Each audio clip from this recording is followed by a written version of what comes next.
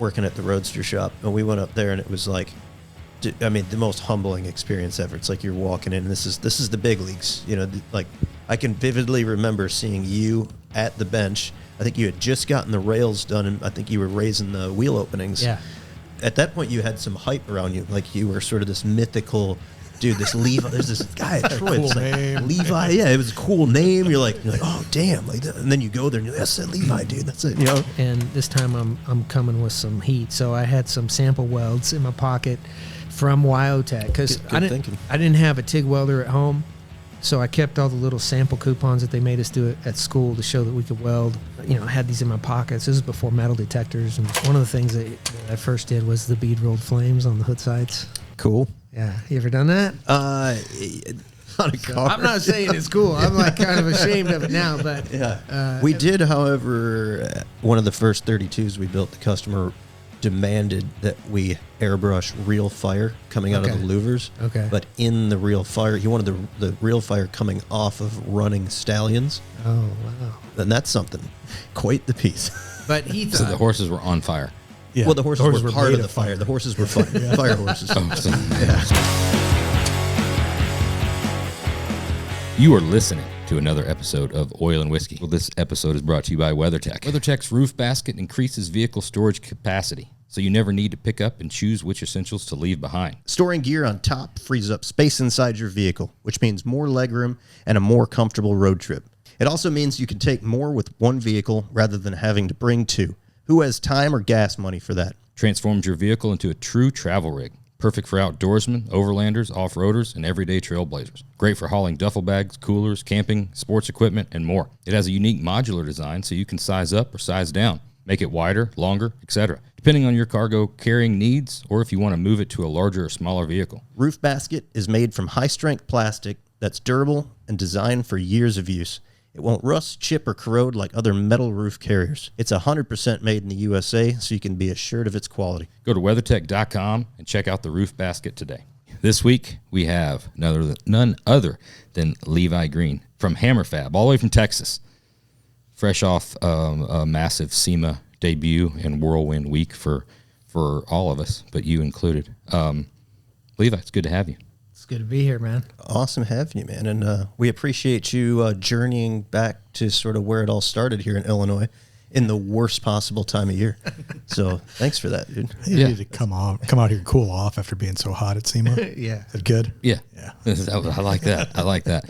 Jeremy's going to pour us some whiskey, and I'm going to do a quick little announcement to let everybody. I'm going to also move this water just so it doesn't cover your face. I know. Sure. Yeah. See, that's better. Like that.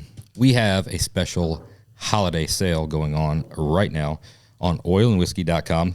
35% off of all apparel. Running through December 22nd, we are going to draw randomly out of the entries 3 prizes. Number 1, you get a Roadster Shop Edition Viper chair, just such as one of these. You get second prize would be an Oil and Whiskey hat and Oil and Whiskey clutch mug. And number 3 would be a Heat Wave visual prize pack. And there may or may not be some other surprise items thrown in. This is the end of the year. End of the year is when we clean out the podcast studio. There's always things that we come across. Little treasures. Little nuggets and little treasures that may or may not find their way into one of these prize packs. So, again, if you're listening to us now and it is not December 22nd, 2025 yet, you still have time. Oilandwhiskey.com, 35% off of all merch. That free Viper chair, dude, it's quite the piece there. It is quite the piece. The guys out in the shop here, Viper boys were nice enough to kick us a handful of those, but the guys out in the shop fight over Coveted. those. They're coveted. You got any in your shop? I don't have one Oh, yet, dude. no. Once you get them, you won't go back. It's- Signature color. Yeah. Go on there and buy some merch. You get an applicant. Maybe you could win. Everybody's a winner. Levi, great to have you in person as well. I know it's quite a trip for you to make it out here, but we insisted that we do this one in person because it's way better. I don't want to do it over the waves. Yeah. Yeah, I'd rather be here. Man, this is a cool opportunity, man. It's a great opportunity for us to have a builder of your status. We got to know each other a little bit more formally in Vegas Yeah. at the SEMA. That was we knew you were going to bring the heat, but you brought the heat. That was a banger of a car, man. Well, thank you. Yeah, 69 Chevelle. Yeah, the white 69 Chevelle with the blue stripes. We have the technology to pull that up. Whilst you're speaking about it, we can also see it. If there was just pictures on your Instagram, oh, there it is. We'll fumble through it. We'll get there Look at eventually. that. Yeah. Look at that. Boom. Yeah, sharp car, man. So how did that build itself come about? So that one actually started at another shop down in Florida. Jeremy Carlson from Avant Garde actually turned us on to that client, and he'd never heard of Hammer Fab, but Jeremy did, and I've been wanting to do something with him and been down to his shop several times, checking out their facilities. Obviously, it's like Disneyland in there. And so this guy took a shot with us, and, I knew we could build him a really nice muscle car. Haven't really done too many muscle cars at Hammer Fab yet either. And, this one, he was guns a-blazing. We just pretty much did it as quickly as you could, finish it out.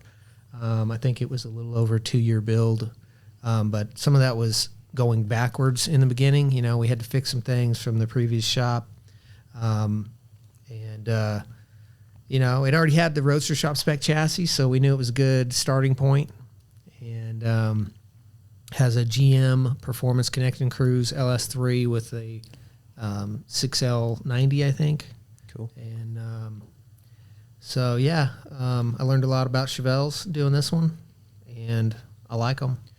Always tough getting started when you're picking up on a project, isn't it? Yeah. We had a number through the shop, and it's sort of taken a long time to know when to say yes to one, and sometimes when to just say no. Like if you get it early on, it's fine. And sometimes it came out of a shop that did nice work, but I've had some stuff through the shop that I just sort of bowed out of. I looked it over and I'm like, dude, it's sometimes you just gotta rip the Band-Aid off on those. And even to this day, I've been in business 10 years plus now for myself, and I'm still listening for the right keywords. Yeah. Like what? Oh, he said that. Well, maybe I don't want to do this one or whatever. You try and weigh it out to see if you want to get involved or not. But first problem is money is not a problem. And I want this thing nice. Yeah. That's the huge red flag. That's the alarm bells. I mean, 5 alarm fire. Like run. Sorry for the very early sidebar. We're just into this, but I got a great idea for a potential podcast. We're not going to do it with you. That would be unfair because there's no preface. So we pulled this up, this great video, and I'm just noticed that this is from the Automotive Practitioner podcast that you just did. So from Miguel. Yeah. Right. So I just was thinking, what a great podcast idea if we have the guests such as Levi come in, fly all the way out here, right? And then we just sit and watch him do another podcast. Almost like Mystery Science Theater 3000. We just all sit there and watch and then commentary together about how he answered those questions. It's an interesting concept. It is. It hasn't been done. I mean, there's a lot of podcasts out there. Yes, but imagine a podcast watching the guest do somebody else's podcast. That'd be tough. Yeah. I know if I were watching myself, I don't watch any of these because I can't watch myself, but me sitting there watching myself while you're commenting on it, especially you in particular commenting on it, I couldn't stomach that. Look, there you are right there. We're doing it. We're watching you.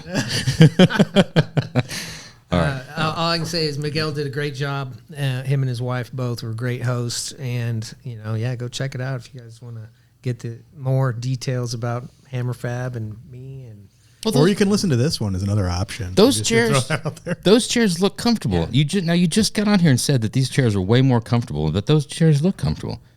It looks like they sort of rock you back. You look at the way Miguel's sitting. You kind of got to sit. Yeah. Like that. I guess, but. That one went for about 3 hours. Did it really? Is that like normal here? Or? They tend to trail on, and they can. But it's fun. That's what it's all about. But Miguel's a good dude, and I've known him for a long time. Met him through Carlson down there, and he's got a cool thing going. But the Chevelle, great customers. Actually, pretty young guy. Him and his wife. They're about my age, and he's just killing it in his industry and wants some nice stuff. And I'm very, very thankful that, you know, he trusted us to take it all the way to the finish line, and awesome that you guys wanted us in your booth. So that was a grand slam for everybody, I think. It was a fun time. For sure, man. Being white and blue too kind of helps. Like It does. Yeah.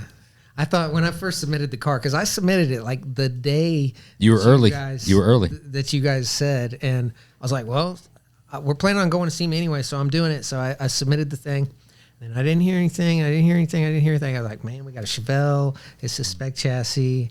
Stance is on point. It's blue and white. I'm thinking they're gonna go for it. And then I didn't hear nothing. And then I was like, well, I know how it goes. It's SEMA. You know, I'm gonna hear like 2 weeks before. Yeah. And then it's gonna be like Josh is gonna call and be like, hey, you still got a spot. And that's exactly how it went down. Well, you know how the industry works. Being the first go round, it was you know, that we had to work through some things, but we learned a lot, and it all went out.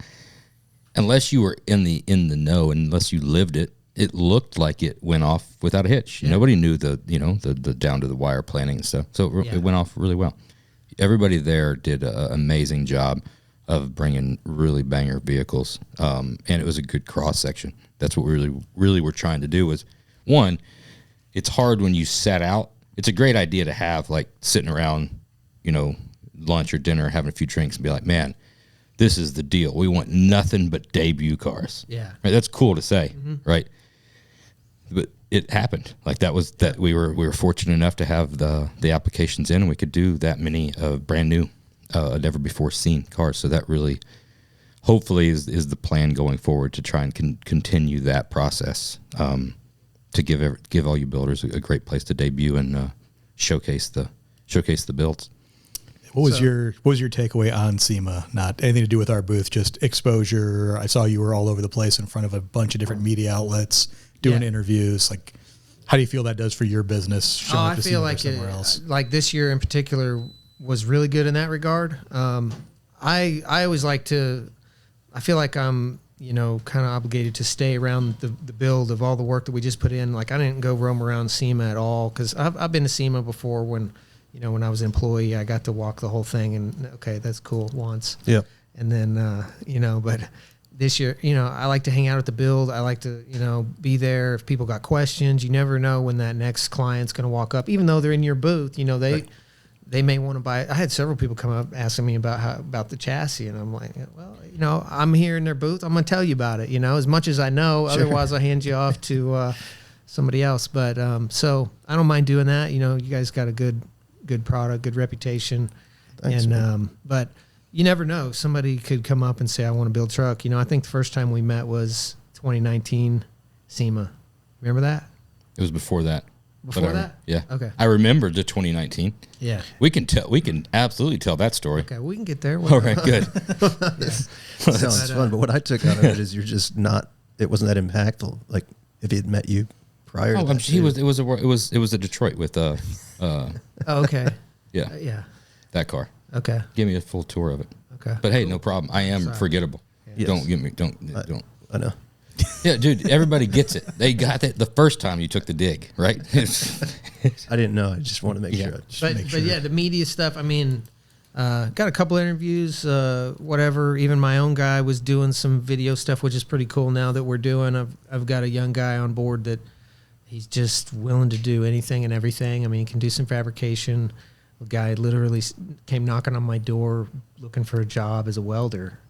And I was like, at first I turned him away. And then a few months later, he reached back out with an email. And he's just one of those kids that was hungry, you know. He's 24 years old. And, but, you know, I'll have him go do some fabricating or whatever. But he's really latched on to this media stuff. And, you know, he's just, I don't know if it's young kids in general or he's just got a knack for it, but he knows how to run the camera. He takes instruction really well. You know, we're using AI and all kinds of stuff to hash our own clips and stuff. And so a lot of those clips that you saw in there were from him, you know, so that, and he was doing it on the fly. Like, he'd go back to the hotel room, knock out a video cool. and put it up there, and it looked pretty professional, you know. Yeah. So He talked about being there at the car and making sure you don't miss an opportunity. I think that's really good. We saw everybody there with debut cars really do such a great job at that. And there's a level, right? There's a level of being accessible, and not being, that guy. Everybody's had that when you walk past the car and you're taking it out, and there's the guy that's like, well, any questions I can answer for you? Let me tell you about the windshield wipers. Now, something we did here that's a little special right there that not a lot of people, and they go, it's tip to stern, like on the thing, and there's a level of like not being dismissive, but like, hey, I'm right here on the edge. You want to take it in? Not being that pushy salesman, right? Yeah. It's just read the room. Yeah, read the room. Read the room. Yeah. Right, and it's what you make that whole show is what you make of it. You get in, get out what you put in. Exactly. Like we had a lot of people, and I think we're sort of past this now, but yeah, maybe just pre-COVID, I felt like I was always hearing people sort of complain about SEMA, like almost like throwing stuff on social media, like who's going? I'm not going this year. I don't see any purpose in being out there. Or just asking questions if anybody actually feels like SEMA is beneficial. And I think that's just maybe at one point that sort of was a little bit true, but it's changed so much. And if you're out there and you're selling yourself and selling the car, what better place is there on the planet to do it than right there? I mean, agree. what an opportunity to I'm going push to put your it product. for this year. I'm going to put it on a shirt because we've talked about it a bunch of times. I'm putting this saying on a shirt. It's secret to success is being a lot of places being at the right place at the right time. That means you got to be at a lot of places a lot of times. Yeah. Just straight up. Well, it's and just the way it is. A step further than that is you got to be bringing the right thing to the right event in front of the right people, because you could have, like we have products, we have, we do builds, we do several things, but that's one of the things I've been kind of navigating here lately is what shows do I want to go to? What shows should I really go to? Because they all cost a lot of money, and I would, there's a handful of them that are worth it every time. Like SEMA, every time I've gone has been well worth it. I don't get paid to go. Sure. It costs me as a builder a lot of money to go to any of them, but even that one, it's a whole week away from the shop. You're not getting billable work done. A lot of diesel, a lot of hotel rooms, and but that's one. Every time I go, I get something significant out of it. Whether it's this podcast that goes a little bit further, or I've gotten customers from 2019.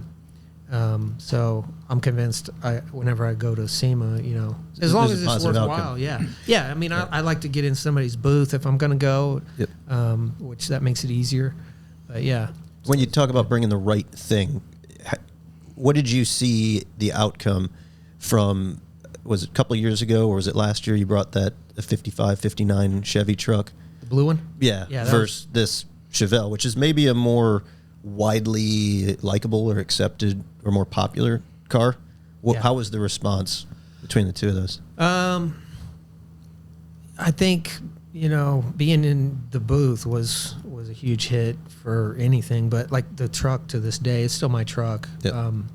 The color and that style of truck, those are really hard to build. Trucks, everybody thinks trucks are easier, but trucks are a lot more moving parts that you have to get to line up right and everything. And the color on that one, that's a color that I've loved my whole life. And it just, anywhere it goes, it grabs attention. And I still get people trying to buy it from me, and I'm never going to sell it. Yeah. So, but I had a couple. Never's a strong word. I've said that a couple times.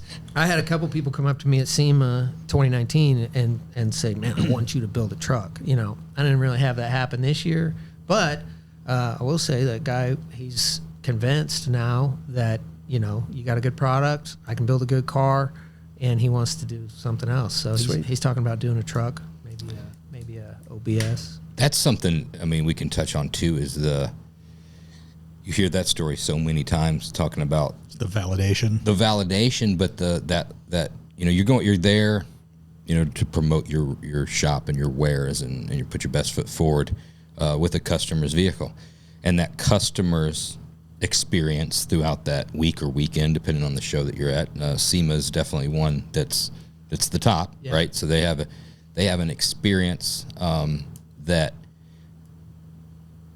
There's things that they can do the week of SEMA and places they can go and experiences they can be a part of that no matter what amount of money or status they could not have done without that build, without that relationship that you guys had, and without that build that puts you in front of those. They're able to experience things, and that excitement that runs through that more often than not, you're talking even before the week's over, especially on the trip home, about the next thing. Oh, and like what's the next build and what's the next. Yeah. So aside from new business, it's the repeat that's like, oh wow, I enjoyed this so much.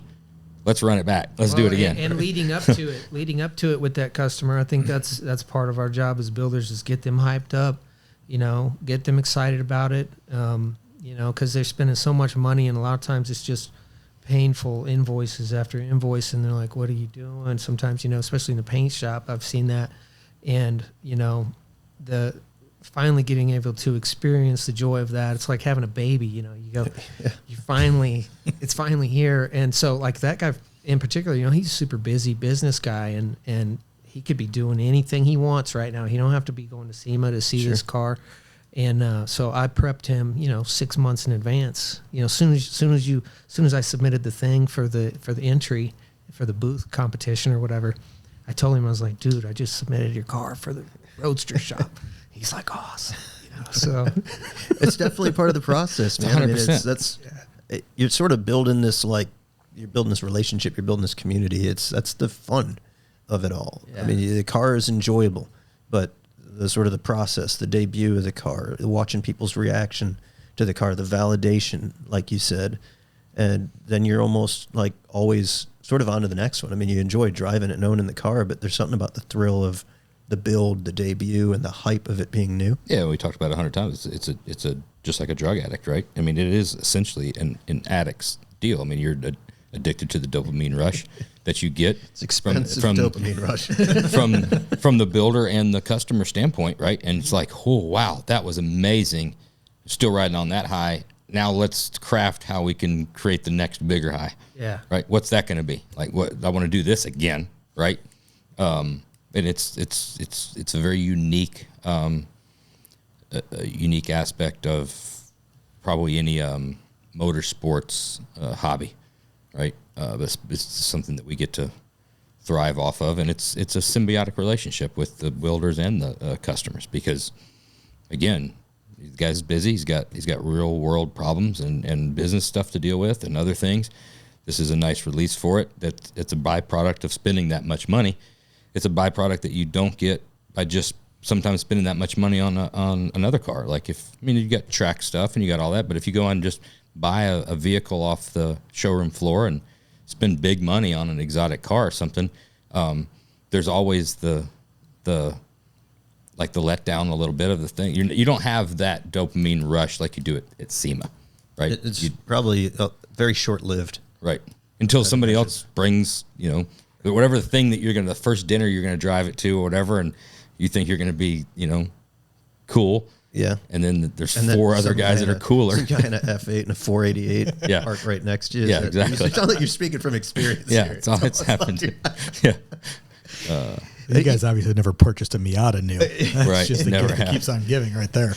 Having those cars out there too, it's so beneficial for the guys that have been involved in it as well. Mm-hmm. Because for them to see what their handiwork's doing and the way it's received by just the world, it's priceless. A lot of those, not all of them, but occasionally a car gets built, it just gets delivered and it just goes away.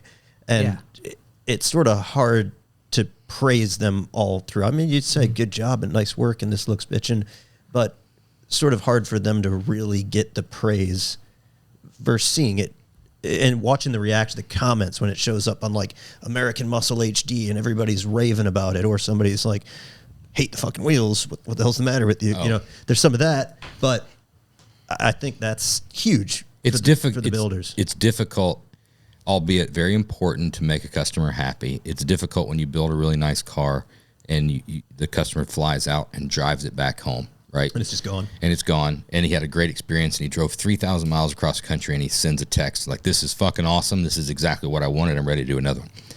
It's difficult for the guys in the shop when they're home for Thanksgiving, right, to share that text to somebody and be like, look at what I've been working on for the last 6 months. But when you built a car, you were part of a car that was at SEMA or something like that, and you can just go to social media and be like, oh, there's another picture of it. Oh, and yeah, and so-and-so did a story on it. So-and-so, I did the wheel trim on this, and I did that stuff. That's validation as well for the blood, sweat, and tears that employee has been putting into. And, you know, again, I use Thanksgiving because that's the time, you know, you're seeing that family, and they're like, what have you been up to? And like, oh, man, I've been killing it on this car. We just did this. We debuted this, blah, blah. Well, show me some pictures.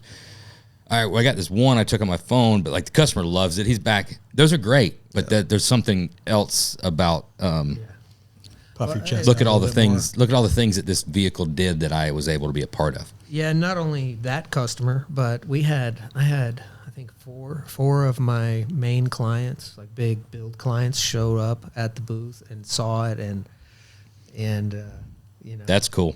that it just solidified everything else even more, you Yep. know. And I took two of my guys out there. They had never been, well, the one older guy, he'd been to SEMA years ago, but they both, you know, did a really good job around the car. You know, it was kind of the first time I got to see them interact with a build in somebody's booth and talking to customers. So I was really proud of my guys for how they portrayed themselves. And, you know, Those other clients came out and saw those. I assume they're wanting to be part of the process. Like they on chassis now. two of them. All right, I was just going to say It's funny to watch. Like I've seen that over the years too, and you get sometimes there's a little competition that sort of starts like it's good. That's good. It's so good. In the shop, you mean? well Or- between the customers. Oh, You know, as customers. they Yeah, start yeah. seeing it, and they're like, It's perfect. "You went with that motor? Yeah. Maybe we should do the supercharger." You know, I guess 500 horsepower probably is enough for you, but I can handle a little bit more.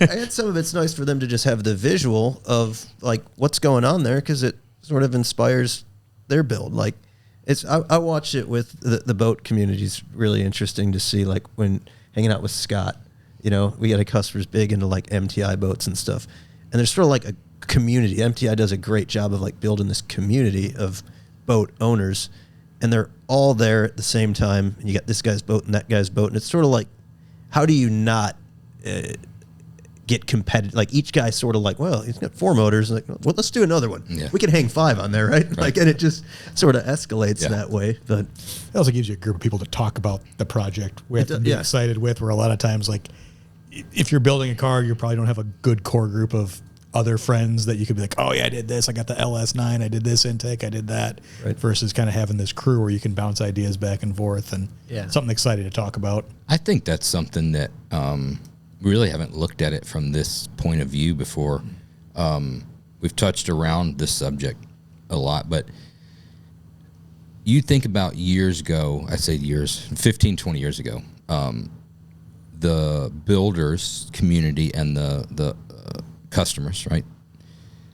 There was always a lot of customers, unless you were a couple of the top 3 echelon, a lot of customers were shrouded in secrecy, right? The customers, you didn't have names associated with the amount of customers that you do now, right? It went to different shops. So no shops really wanted you like knowing who the customer was or talking to the customer. And it would never be a time like we do nowadays, whatever. And it's like 3 shops going out to dinner with 6 or 7 of our customers all together. Because that would have been like, oh, I can't do anything tonight. I got dinner with a customer. And it was always, now that's just changed, you know, it didn't happen overnight. But it's gotten to a point, the industry's better for it. yeah, And when a couple of our customers are friends with each other, but they're also friends with a group of customers from other shops, it just makes everything work that much better, that much smoother, that much easier. The competition level, And the accountability too. I mean, 100%. everybody's talking to everybody, and Right. you better be knowing what you're doing because Yeah. they're going to ask you. Oh, You're yeah. going to ask me or whatever, you know. Yeah. So, I think that's good though. I mean, I think it's great. so I mean, it just makes things better. agree. Jumping all the way back, we're not going to go all the way back to just a wee little Levi, but we could go back to a medium-sized Levi. How did this get started? all right. So, I think you know, I got to give credit to my dad first. You know, him and my uncle, his brother, they both worked at General Motors for a career. They were always into cars. Seemed like when they were growing up, my dad wasn't really into hot rods or anything as I was growing up, but he'd always tell me stories about, I used to have this car. He had his first car, I think, was a 56 Chevy, two-door hardtop, Bel Air. He had a 69 GTX, a 69 Chevelle. My mom had a 69 Chevelle. They had those both at the same time. Let's see, he had a 37 Ford slant back with a 283 that pulled the wheels off the ground. That's the stories that I remember. And my uncle, he was a little higher up at General Motors. So I forget exactly what he did, but he always had a really nice General Motors product when we went over to visit his house. And at the time, it was probably like a square body truck, brand new square body sitting outside. Yeah. 2-wheel drive, short bed, by the way. Nice. And, good man. Out of all the things he could have had. Yeah. Right? He had an option for a long bed. Yeah. Didn't take it. But he's the one that actually send that email to you. Yeah, he's the one that he didn't live too far from where we were. I grew up in Missouri. Okay, so Midwest, not Illinois, but it was still similar temperature, But I latched on to classic cars at a fairly young age, probably around 9 or 10 years old. I just kind of, probably through hot rod magazines and stuff like that, I started diving into that, getting interested, and showed interest in, doing a project. And my uncle had these several cars sitting outside his house. He had an old truck, and then remember there was 2 Bel Airs in the fence row, 53 and 54 Chevy Bel Air hardtops. And I just thought they were all cool. I used to ride a go-kart around his back field back there, and those cars were right there, and just dreaming about cars. And when I was about 14, I remember we went over there, and he was like, you're getting ready to drive, if you want, if your dad will let you, you can have one of those cars out there. Take your pick. And so I picked the truck, 58 Chevy truck, and it was just a pile of parts. It was literally a cab on a frame. The fenders were laying on the ground, all rusty. But for some reason, I wanted the truck. Was there anything else out there further along? The Bel Airs were more complete, and I should have went with that. But and sad story is those 2 cars got crushed later on. My cousin hauled them off for scrap. So, but not a car guy. Not a car guy. But yeah. So the truck is kind of what started it. And initially it started. Dad and I were gonna restore this truck, and I didn't know if Dad quite knew what restoration we talking about here, and he was thinking more like a restoration. And so we were getting the classic truck magazines and stuff like that had some parts in there, and I think that was probably maybe before you guys owned the business, maybe right around that time. I don't know. What year? Probably around 96. Oh yeah. For us. Yeah. That's way earlier. Way before. Okay. Yeah, 96. Well, I mean, we must be similar age, because 96 I would have been just about getting 14. So 15 I years old. just turned 44. Okay. Yeah, you got 2 years on me. Okay. So drug the truck home.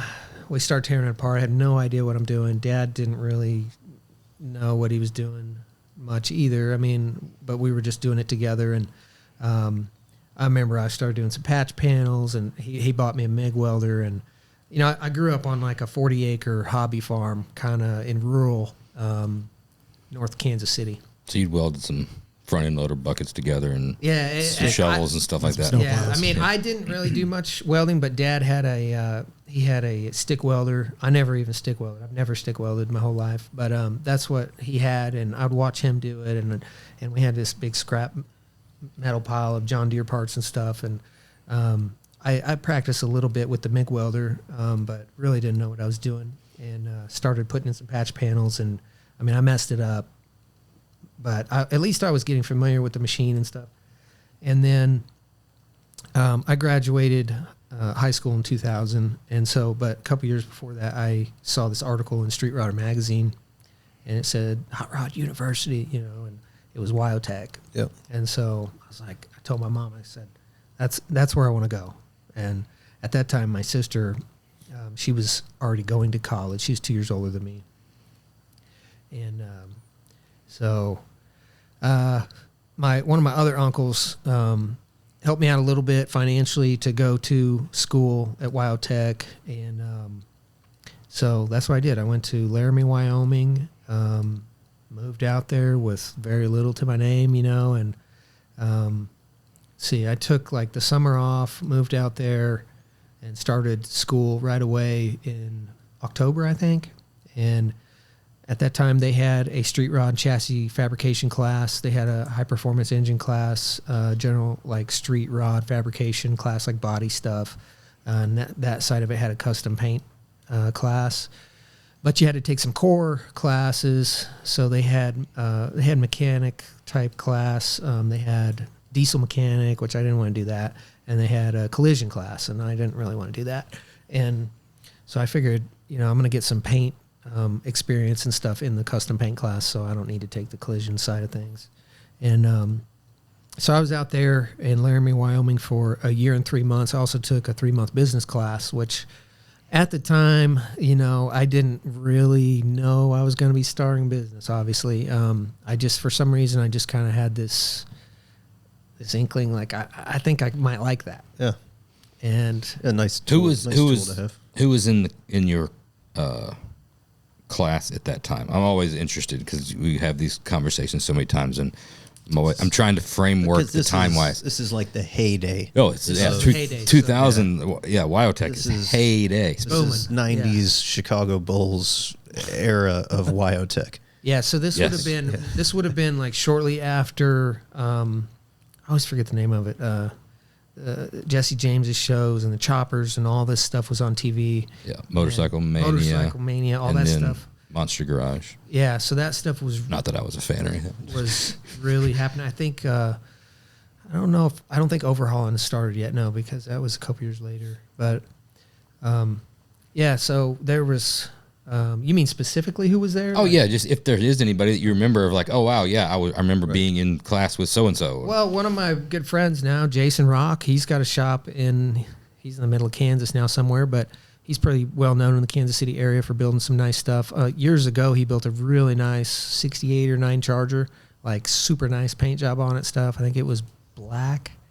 I remember that car. Yeah. Like exceptionally nice. Yeah, exceptionally nice. And dude just kind of came out of nowhere. Yep. He always builds a really nice car. He doesn't, he's probably doing a few now, but he's just kind of quiet, low key, but really good dude.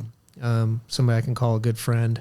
And, there was only, it was like 90 students per class back then.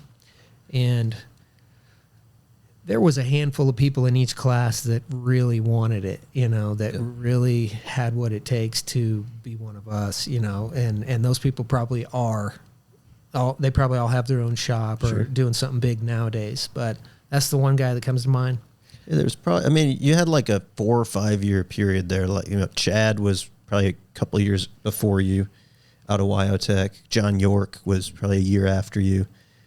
Andy was a Wyotech guy, right? Andy Leach. Andy was, I think he's, wasn't he McPherson? Wasn't Andy? That was Adam. Adam. Yeah, I knew Adam was. I thought Andy was a Wyotech. I don't remember. Thomas Kearney, Wyotech guy, a little later. Yeah. Yeah, everybody ran through there, and it's just, you always Patzer? Try to. Yeah, maybe. Yeah, Pat's just a great dude. I don't know if that's Wyotech's biggest success story. Crazy talented guy, but he just sort of went off and did something not in the hot rod community. Brian Fuller was a Wyotech guy. Brian Fuller was, yeah. Jesse Combs. Yeah. Yeah. A lot of people in that era.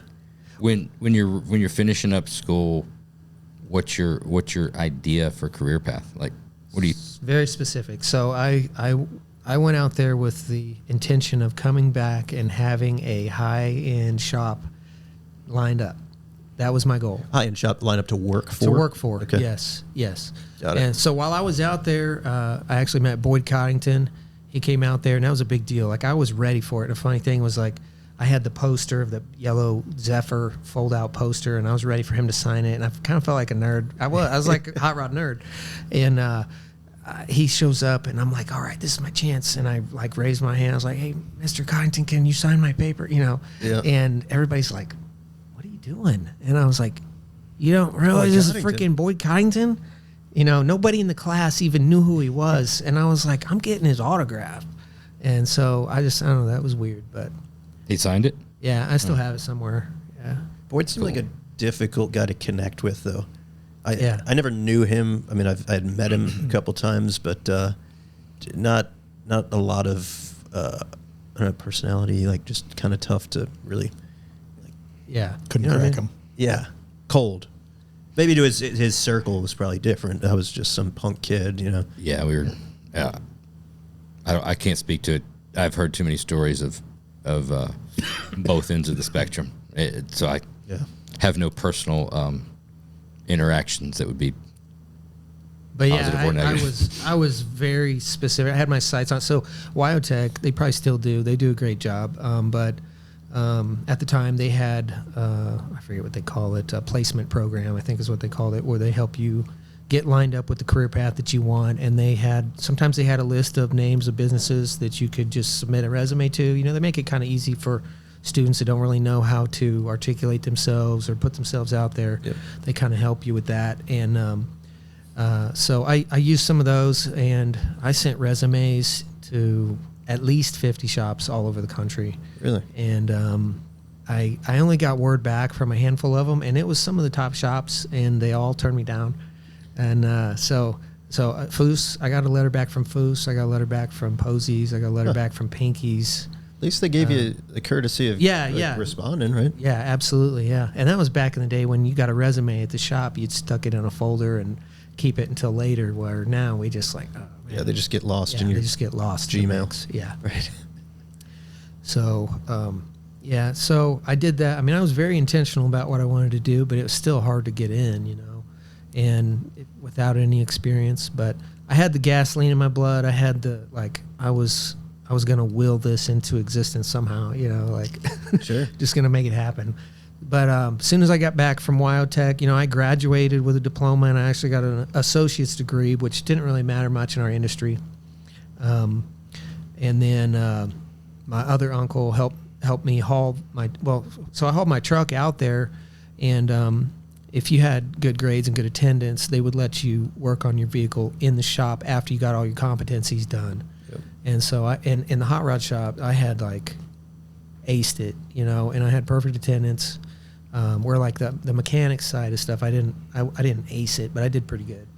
And then so he came out there. So that was when I started cutting up the truck, and kind of lost touch with Dad on that one, but went a little different direction than what he was used to. Went separate ways there. Yeah. Inline 6 didn't go back in. Yeah, no.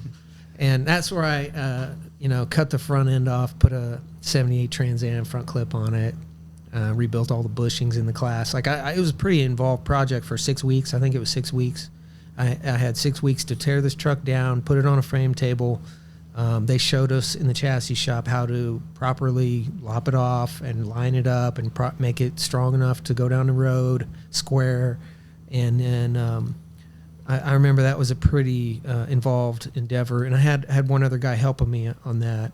They usually had to have like a team because he didn't have a project. And then we did a C-notch in the back. And there's no, this was before chassis were really available for those trucks. And even if there was, I couldn't have afforded it. I think I paid $200 for this Trans Am front clip. Yeah, nothing wrong with doing it that way. I mean, if that's where you're at, that's what you got to do. It's an improvement. Hindsight, I think I talked to you a while back about maybe sliding a chassis in there. Yeah. But yeah, we bounced a bunch of measurements back and forth. It just seemed like at this stage, that's a tough one to swap out. Maybe in the future. We might. I think I was like this close to. I think I can make that happen. But, but it would definitely be better with a full chassis under it. But so my uncle came out. We hauled the truck back to Missouri. Let's see. I worked. I basically moved back in with Mom and Dad for about a year, and was looking for work in the Kansas City area until I could figure out how to get into a big shop. And what were you doing as you're waiting? Are you in a body shop? Are you? Yeah. So I got a job at.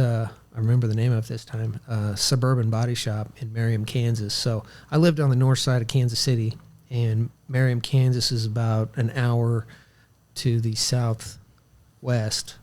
And so that was the first job I got right out of school. And, you know, I didn't know much, but I had a little bit of collision painting experience, stuff like that. So they had me doing collision stuff, and I was just basically the helper to the main painter and prepping panels and doing the 1, 2, 3 hour deals. And it was flag hours. So that was my first experience ever doing flag work. Yep. And, you know, you got to hustle when you're doing that. But I would always get just the gravy jobs or whatever, because he was doing the big 20-hour jobs or whatever and killing it. And then they also had a little bit of a restoration side of the shop doing hot rods. They did some hot rods in the back. And it wasn't quite to the level that I wanted to be involved with, really, but it was something, you know. And they had an old boy there. His name was Mylan, and real proper-looking dude, you know, greased back hair, rolled up sleeves, tucked in every day. And I was kind of his protege for a while, and he was super detailed and very clean dude. I think I talked about it on the other podcast, but he's the kind of guy that he'd get a lot of stuff done, but he'd never get dirty at the end of the day. Like, how did you get all this stuff done? Sign of a true professional. Yeah. I worked with a guy like that early on too. Carlos? Yeah, it was Carlos. He didn't have cool, like, slick back hair and rolled up sleeves. He wore a polo tucked into, like, Dockers with, like, dress shoes. Yeah. And he was a body man. And he had a teal snap-on box, and, dude, like, surgical. Yeah. Surgical. Yeah. Yeah. Crazy. So he was kind of the first guy that showed me how to be detailed and tidy and things like that. But I would kind of follow him around. First vehicle I got to work on there was a 60 Volkswagen truck. And it was just a real basic restoration, nothing super high end, but I got to do all the rust repair on it, which was cool. You know, I say I got to do it. Like, I don't really want to do rust repair now, but if I don't have to, but I got to do basically from a sandblasted body, all the patch panel repairs, the body work, the priming, the sanding of the primer. I did the base coat and the clear coat all the way on that. The only thing I didn't do was wet sand and buff it. And then they had a 58 Impala convertible that they were restoring, a pretty nice restoration, and I got to paint some of the interior panels for that. It was that tomato red color. Yeah. And then, that's about the extent that I got to do on the hot rod side at that shop. And they had an upholstery guy there, and I think he could probably tell that, like, I was cut out for more. Like, there was something else that I was lacking. You know, I don't know. He just, for some reason, he felt like telling me, hey, there's this other shop on the other side of town that's doing some custom stuff. And I was like, yeah, I've heard of that guy. I actually sent him a resume, I think, you know. And so I got in with that guy. He's recently passed away. His name was Tony, but he was on the other side of Kansas City. So this was like a triangle, hour to Kansas, an hour to the other side of Kansas City, and then an hour home every day. So I was doing that triangle for a while. And but I would go out there and work at his shop at night, and it was just him. He had a guy in there with a CNC machine that he kind of rented the space to, but otherwise it was just me and him in there doing just normal hot rod stuff, boxing frames, putting in cross members, Fat Man stuff. And he did a lot of Fords. He had a lot of 32 Fords in there, and Thunderbirds and F-100 trucks and stuff like that. He was a Ford guy, so he liked doing all that. And that's where I really got, like, my first opportunity to show some metal skills. And you're gonna laugh, but one of the things that I first did was the bead rolled flames on the hood sides. Cool. Yeah, you ever done that? I've done it as a mock-up piece, never that we've actually used like on a car. I'm not saying it's cool. I'm like kind of ashamed of it now, but we did, however, one of the first 32s we built, the customer demanded that we have Mike LaValle airbrush real fire coming out of the louvers. Okay. But in the real fire, he wanted the real fire coming off of running stallions. Oh, wow. And that's something. So that car actually just was on eBay. It popped up, yeah. I wasn't interested in purchasing it, you know, Yeah. but it was on there. Quite the piece. But he So thought, the horses were on fire. Yeah. Well, the horses were part made of the fire. The horses were fire horses. Oh, so the horses were made of. I got you. We did two real sets of fun. hood sides, one plain traditional louver, and then one. So I feel your pain. I know. Yeah. But he thought it was awesome, and I was like, okay, you know. And so it was a Model A, I think, that had these hood sides, and customer loved it. He loved it, and he was like, what else can we do, you know? And I was building like, you know, CD changer consoles and in the headliner, and just, you know, I think I made a dash, and it was pretty basic stuff, and it was, you know, looking back, it is laughable, but he was really first guy that like turned me loose and just let me be creative, you know. And so I had, from working there, he would take cars to the Kansas City World of Wheels, and that show was coming up, and he had a Thunderbird and a 32 Ford that was pretty much finished that we were going to take and show off at the show.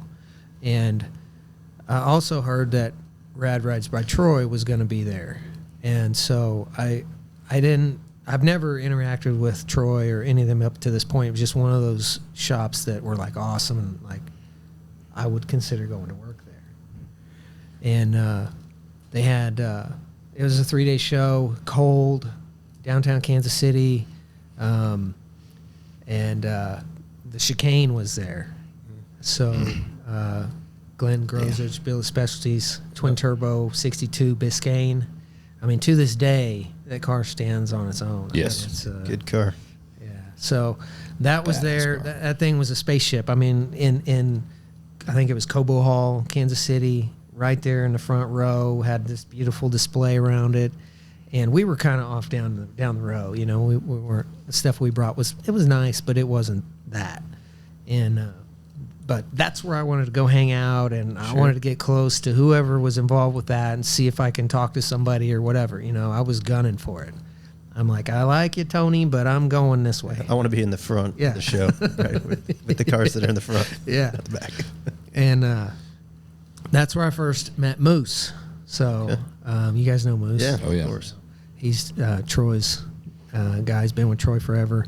And Moose takes the cars to the shows and stuff. And he was there talking to some people, and he loves talking to people at the show. But I remember I walked up, and there was a father and a son talking to Moose about a job. Like the dad was doing the talking, and he's like, hey, my boy here just graduated Wyotech. And I was like, wait a minute, you know, so did I. And he goes, you know, you guys hiring or anything? And I was thinking to myself, well, I'm going to wait a minute, because his dad's doing all the talking. He ain't going to get a job, you know. And he'll step in when the time's right. Yes, but I just heard he needs a fabricator, so I'm right there as soon as he steps away, you know. So I just approached Moose. I said, hey, heard you guys are looking for a fabricator, you know. I'm your guy, you know. And so started talking to Moose, and he you know, didn't miss a beat. He said, oh, come on in here and check out the car, you know. And you know, he let me step over the fence and get in the driver's seat and sit in the chicane, and they had this awesome stereo with the Diamond Audio stereo in it. I mean, it was the nicest thing I've ever heard in my whole life. And I can't believe I'm sitting in this car right now, you know. He came around the other side and was showing me they had the Eagles on there on the DVD player. Yeah. I mean, it was like... It was cool. You know, coolest experience for a young kid. I think I was 20 at the time, maybe 21. But so it was a 3-day show. Obviously, I'm coming back to talk to Moose again, and this time I'm coming with some heat. So I had some sample welds in my pocket from Wyotech, because I didn't have a TIG welder at home, so I kept all the little sample coupons that they made us do at school to show that we could weld.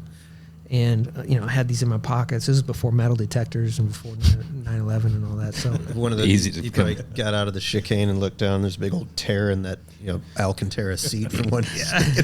Oh shit! I didn't realize.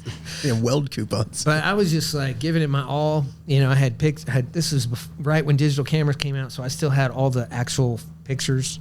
I didn't have a digital camera yet. Sure. And I had this album full of pictures of my work. You know. And just trying to give it my all. I don't care what you thought of me, whatever, you know. And I must have made some sort of positive impression, because he told Troy about me sometime that weekend, you know, hey, I met this kid, you know, You should look into it, whatever. Well, then weeks went by, and I followed up with a phone call. Hey, you said you guys were hiring. I talked to Moose out at the show. I'd like to come out for an interview. And I feel like I had to do that maybe a couple of times, and then finally one day I got this call from Angie Trepanier. Hey, we'd like to have you out for an interview. I was like, yes. So that's how it started. Started my, I guess, professional hot rod building career was around 2002. I just up and moved to Manteno, Illinois. So what was it like walking in there, coming from your prior experience, and now you're legit in the upper echelons of the big leagues? Was it nervous, scared to do anything? Were you ready to dive in and make it happen? Yeah, so I didn't have much experience at that point at all. Obviously TIG welding helped me a lot in Troy's eyes, and now I know why, as a fabricator. Because they MIG weld everything there, so it's like a new You skill set. You helped them step their game up. Stepped it up a little bit. But most shops in our industry, maybe not the higher end shops, but most shops, that's all they do is MIG welding, and MIG welding has its place for certain techniques, as you guys know. But being able to TIG weld, and I even teach this in my classes now. I teach some metal classes, but MIG welding will force you to be a better fabricator. You have to be cleaner. You have to be more precise.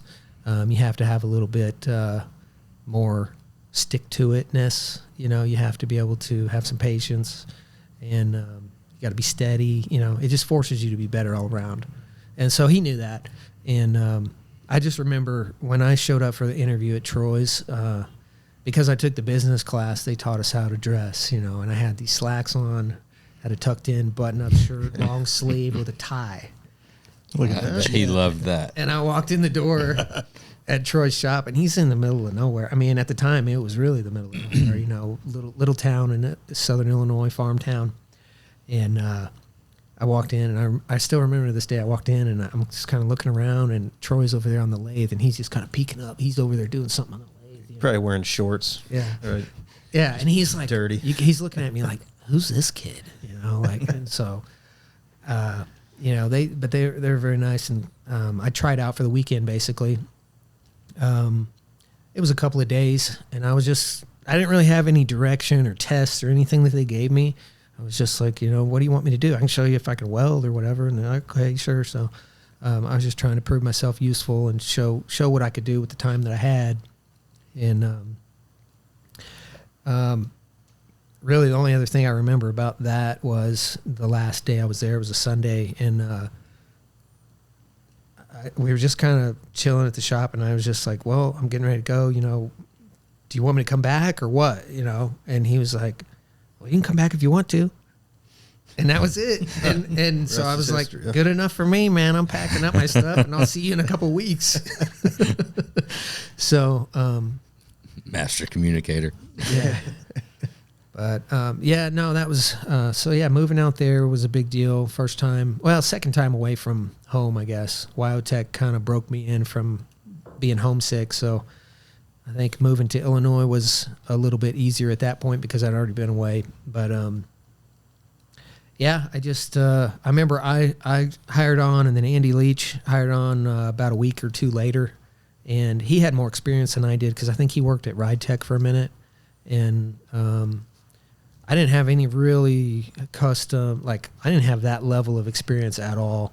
I remember one of the first things that they put me on was these. You remember that green 40 Ford, the spaceship looking one? Yep. I think that was a roaster shop chassis, an old school one. It must have been way back. all cut up, I'd imagine. A little bit left. That car just surfaced at Berkshire's shop. Really? Yeah. He had it doing some service work. He called me asking a bunch of questions. It's got 2 fuel tanks or something.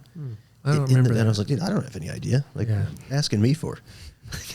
So that car was way out there, and I remember he was asking me to make these inner splash pans, and I'd never heard of anybody making an inner splash pan. Like, why are you doing that? But I at Wyotech, we had a little comp that we had to make a mailbox, and part of that was hammer forming an edge. And so I was like, well, I know how to do that, or whatever. And he was like, oh yeah, just put a return flange on there and hammer form it or whatever. And I was like, okay, I can do that. And I just remember that inner splash pan kicking my butt, and just figuring out how to make this panel suspend in space, but don't really attach it to anything, and it's got to have a nice gap around the edge, and you can't hit the wheel when it turns, and making a part actually on a functional vehicle to fit something. Yeah, it's different when you're making it like a mailbox. Yeah, it's when you're just making a part, but when it comes down to making something that's got to fit something, whole different ball game.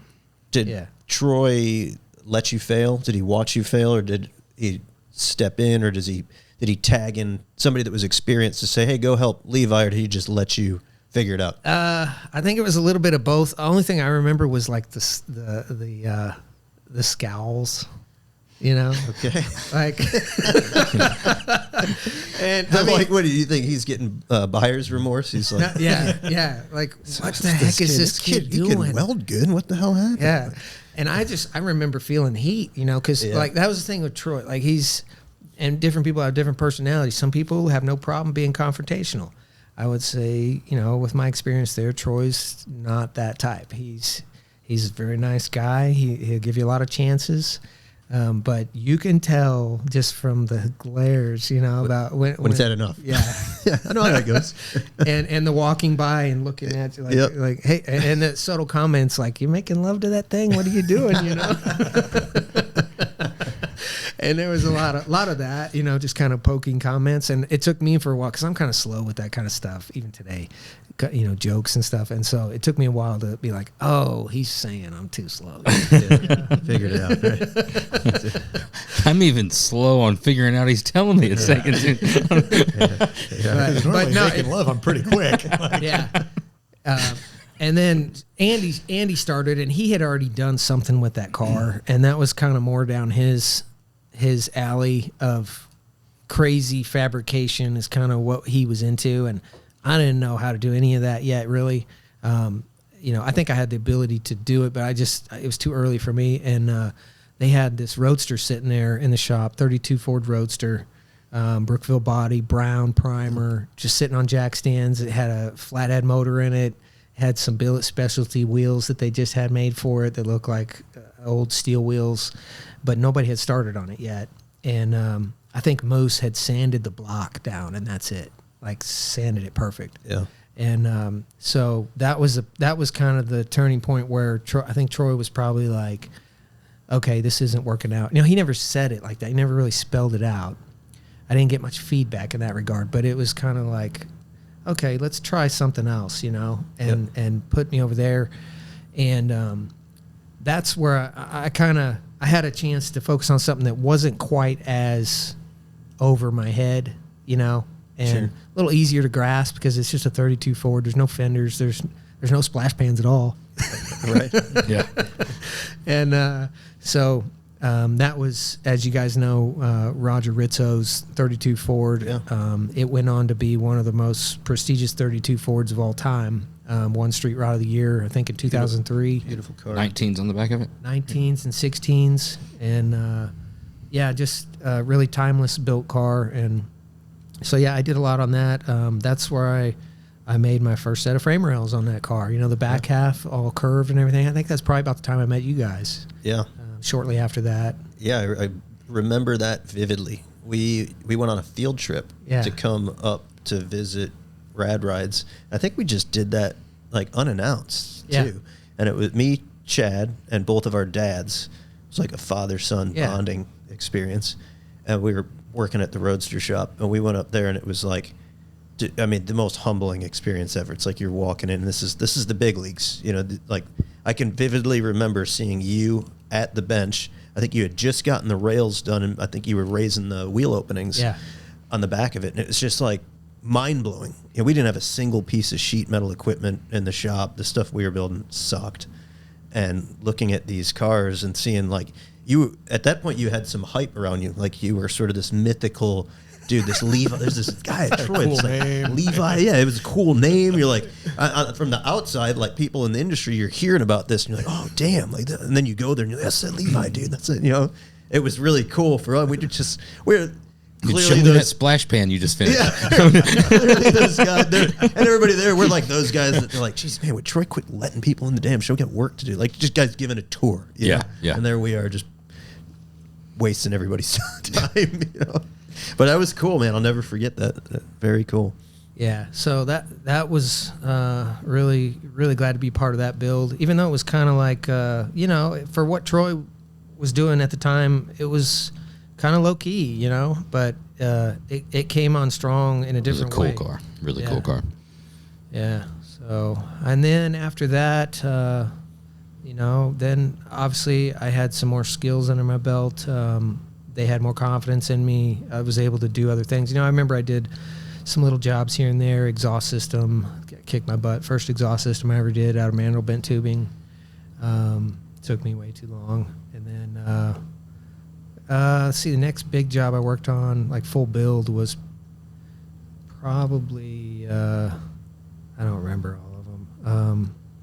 I know I did a lot on George's Torino, 69 Torino, and the 85 IROC, or 87 IROC, I'm sorry, that they're still building. It's about to debut here soon. Yeah, I just went and saw it. It's pretty awesome. I don't doubt it. Better be. I mean, damn, 20-something years. It ought to be pretty good. They bought it new off the showroom floor. They started Immediately restoring. started modifying it. Yeah. It was pretty much new. Did you know that? Did you know that? No. The owner, so he worked at General Motors his whole career. I think he retired, but he was an engineer at General Motors. Great guy. And he bought the car brand new while working at General Motors. The car had like 300 miles on it when they started tearing into it. Yeah, not much left. You said it was 87? 87. It started on 89, so it's not like he Didn't have that much time. Yeah. Miles. Wow, that's crazy. I didn't realize it was that. Yeah, and it was a T-top car. It's no longer a T-top car. But yeah, that one was really cool. That was a spaceship. I mean, obviously, like, you love it or hate it when you see it, but that was... well, actually, the first one after the 32 was Ross Meyer's 36 Ford. Oh. That won the Riddler. Yeah, so that one was Forget cool. about that one. Drop that in there. Sorry. But so the frame rail, it was like the frame rail evolution. Okay. So it went from the curved square frame rail, much like you guys do the fast track chassis, Yep. to, okay, how do we round the corners on this thing? And so then the pole max and the metal shaping equipment starts coming into play more. So Troy had a pole max. I knew what a pole max was. I knew what to do with it. I didn't have a lot of experience with that, but they had that at Wyotech, and they taught us what it was, but we didn't really get to experience it. Troy had one, and they didn't really seem to use it much. So I was like, I don't know how to use that thing, and you know, what if we put some round corners on this? And so we figured out how to make the tooling for that, and basically, I mean, that was before laser cutters and plasma cutters, and I think plasma was around, but nobody had one yet. Yep. And You're just saw cutting these rails out and saw cut some of it, or we would make it like a press board template that was kerf width undersized, and you hand drag the plasma cut along it. Yeah, we did that. That makes quite the mess out of the shop. But that will smoke a shop out quickly. yes. Yeah. But yeah, it was either that or band sawing it all out of flat plate, and then you have to smooth them all up together. You know, you clamp them all together, smooth them all up, because you got to have that smooth edge to run it through the pull max, and then pull max all the edges a quarter round, and then TIG weld it all together. And that had to be some fixturing to get those things together. Definitely on a frame table for that one, and a lot of labor, a lot of fitting. So that 36 Ford had those real swoopy, elegant, not only curved, but the profile of the frame changed as it went front to back. Yeah. He did that in the 57 Chrysler too, right? Yeah. That thing so had... I was involved with that one too, so I did a lot It was all chromoly too, that was wasn't it? chromoly. That was cut out of sheets that were about this big, about 30 inches by, I don't know. Remember the build log gallery on there was that was hot and heavy. Yeah. Whoever was keeping up with that was really doing a good job. And I remember following that on the Chrysler, building that frame. I'm like, you got to be crazy. fucking So kidding me. I made most of that frame out of chromoly. And what gauge is all that? That was 90 thousandths thick chromoly. Okay. The 36 was Oh, the that was same 10 too? gauge steel, mild steel. Damn. So yeah. Yeah, that's impressive stuff. Those chassis were always mind-blowing. So yeah, I mean, by that time, you get to the Chrysler, and I'm thinking I'm pretty hot stuff. Be like, yeah. What kind of chassis you want me to build next? and then it was probably the Camaro. And Any more splash pans after this? Oh yeah, I got better at the splash pans. Yeah, I got pretty good at the splash pans. But the Camaro, I remember the Camaro and the Torino. I was working on those for, gosh, I want to say like 3 or 4 years simultaneously. Like I do this one, then I do this one, then I do this one, and I would have like a chunk of the fabrication on my plate, and then some of it would get handed off to one of the other guys, or they would come in and do a portion of it or whatever. Like Andy Leach did part of the 36 Ford. He did like the rear cross member and stuff, and there were other guys involved. Adam Banks did some stuff on that one. He made the hood, and Dan Houlihan was involved with some stuff on that one. So a lot of really talented guys at that time. I mean, the whole shop was full of like mega talent. I mean, Yeah. So Yeah, that was definitely the all-star team back then, man. Oh, That's yeah. pretty wild. Now it's all Adam. It's all Adam. Who's the other dude? The dude with the mustache? Troy. I forget his name. Adam just steals the show. I mean, I don't think he wants anybody to know that there's anybody else like beneath him or doing. It's just all I Adam. know you're talking about them. They got some talented guys, though. I just went down there this morning and hung out a little bit and talked with them. They got some really talented guys. So After building those elaborate frame rails, what was your reaction when Jack would drag it on the trailer pulling in over the beaver tail? yeah, I don't remember that one, but he probably did. Yeah. Our dad was built from or cut from the same cloth. yeah. It was, Identical. Either him or Danny from George's Danny. He was real good at that too. or just grab it with a forklift and pick it up. Yeah. It'll be fine. Yeah, that car didn't see the light of day much. It went to, I think, like 2 shows, and then it ended up at Ross's private collection. That's where it's at now in, I think it's Pottstown, Pennsylvania. So he's got it. Yeah, that thing's never been out. Yeah. So when you're running through this, you're thinking, like you said, you're thinking you're hot shit, right? Yeah. What's going through your mind? I'm going to be at Troy's for forever, or you got an itch that needs to be scratched? No, I didn't. I mean, I guess there might have been a minute towards the end where maybe I was thinking about, I can do this better or whatever, but I didn't really have a plan. I didn't have like, it wasn't ever like I'm going to go start my own shop. No, I was like, while I was at Troy's, I was just committed to being the best employee I could be. And that's where God had me at the time. And like, I'm going to do the best I can. I got nothing else. It's a great attitude to have. So, and I think that's important for a while. There's plenty of time in life to do something different. And obviously life's taken a different path for me. But I totally didn't see Texas coming. That was, caught me off guard, but, you want to talk about that? Yeah. How'd that come about? Okay. So, I mean, working at Troy's, I got nothing but love for Troy and the guys down there. So they're like family, but sometimes you get tired of family and, you just got to have a little breathing room. And that's what I equate it to.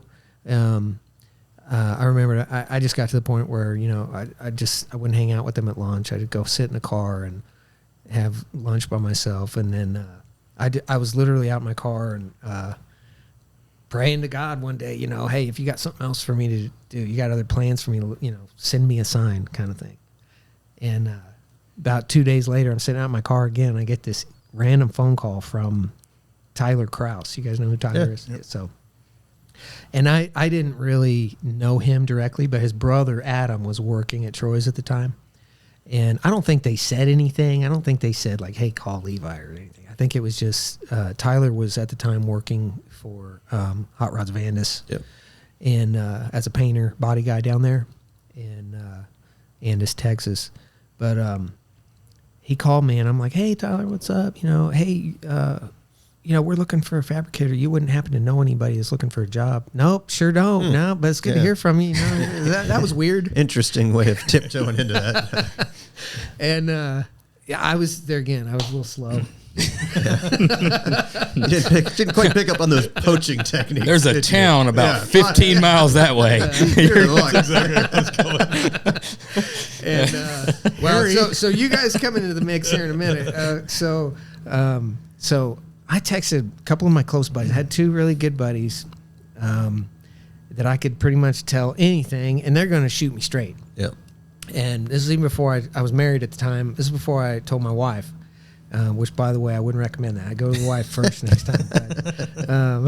But, I reached out to them, and I said, hey, I got this weird opportunity to go to Texas. And they're like, Texas? What are you talking about? You can't go to Texas. And I was like, well, it's not what I wanted to hear. Don't tell me I can't. Yeah. And both of them said the same thing. And I was like, that's kind of weird. Like, my friends should be like encouraging, let's go, man. Yeah. And so I was like, okay, it's not meant to be, And then my wife, same thing. She's like, no, you can't do that. And so I forget who it was. I think it was one of my friends said, why don't you call Roadster Shop and see if they're hiring? They'll probably give you a job, And so I don't remember if it was you or you, but I think I called, and you guys were like, yeah, come on up, and tried to set up an interview. I think your dad was involved maybe with some of it or something, but we were going to have like an interview, and I canceled on you guys. I don't know if you remember that, but Vaguely. It's a little fuzzy back then. But. Yeah. So, so it that didn't work out for whatever reason, but, be kind of interesting to, if it did, yeah. It's wild. But anyways, I was down there working on my house, trying to get it ready for sale. Of course, it's the worst time of the year and worst state in the nation to sell a house at that time. Shortly after 2008, and So you just decided to do it regardless. yeah, I'm like, we're going, like, there was so many signs, like miraculous type signs that Right. happened. Like, even my wife, she had a cush job working at a bank downtown Chicago, making more money than I was making. And it was very clear, made clear to her more so than me. Like, if we don't move to Texas, like, we're afraid not to move to Texas at this point, just because of certain series of events. Gotcha. And so it had to. It took some convincing of her, because I was like, I think this is what we're supposed to do, but Right. she had to be convinced. And there were some things that happened on her side that was like, basically she was a risk officer at a bank in downtown Chicago, and her boss loved her. Basically she went to her boss and she was like, hey, what do you think about me working remotely from Texas or something? And this was before working remotely was even a thing. Yeah. And they were like, what's the matter? And they started crying and everything. And we'll make it happen. Like, whatever we got to do, we'll make it happen. And she was like, that's not the answer I was looking for, And and then, Harold Chapman, he's Hot Rods Vandus. He made it really easy to move to Texas. Great opportunity to go down there and work for another good shop. I was down there for 5 years, and got another Riddler winner under my belt. I mean, I like to claim it. I didn't do the whole thing. I did a big chunk of that car. It was a 39 Oldsmobile Model 60 convertible, which is really Beautiful rare. car. It was Really nicely done. amazing car. So, they have a team, it was a team effort, but I poured my heart and soul into that car. Pretty much the closest thing that I've ever come to hand building a whole car. And then Charlie Hutton did the paint and body work on that one, and we won the Riddler. So, and people that don't know what the Riddler Award is, it's basically like the Super Bowl of custom car building, and you really got to be swinging for the fence. And basically what it comes down to is who has the least amount of flaws.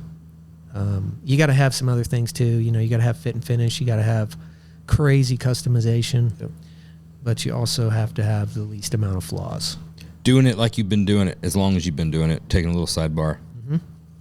You've sparked a little fire here with Josh. It's just interesting. It's just a question, and there's no agenda here. I just really, honestly, specifically from somebody that has been involved with it on multiple occasions. You feel the same way about the Riddler now as you did then? About like the level of the show? Yeah. That was the last time I was there. I know there's some other shows now that are neck and neck or gunning for it or surpassing it. If that's the level you're comfortable with answering that, that's fine. Yeah, it's fine. Josh goes with the more uncensored answer, I think, right? Is it? No, I wasn't. I just was letting you know that you don't have to censor yourself if you didn't want to. It's and here's your why. car. No, your car is that car that Andis built that you had a lot of work into. I specifically remember the tour that you gave me. We were there late one night with the media stuff and laying underneath it. It wasn't that impactful. No, 100%. This has nothing to do with him remembering little me. It was the impact that car specifically had on me and the amount we were able to get underneath it and look at all the stuff. And some of the other cars that were there a couple of years before that, a couple of years after that, that level of competition and those cars that were being built and those that show is driving people to build. I hold still to this day in such high regard, and that level of difficulty has not been met. It's difficult to look at the things now. There's no blame on anybody. I'm not calling anybody out. It's just a nostalgic thing for me to see. One asterisk in that. What's that? Kindig's Camaro Corvette. Yes. Oh, 100%. Yeah. Yeah, that's the.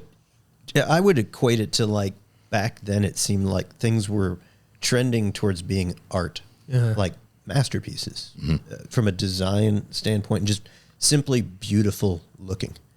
And it sort of got away from that, and it probably largely because everybody's just looking to check the boxes. Maybe turn into a point system. Yeah, if it's a point system, like get after it. If you're out there to win, sure.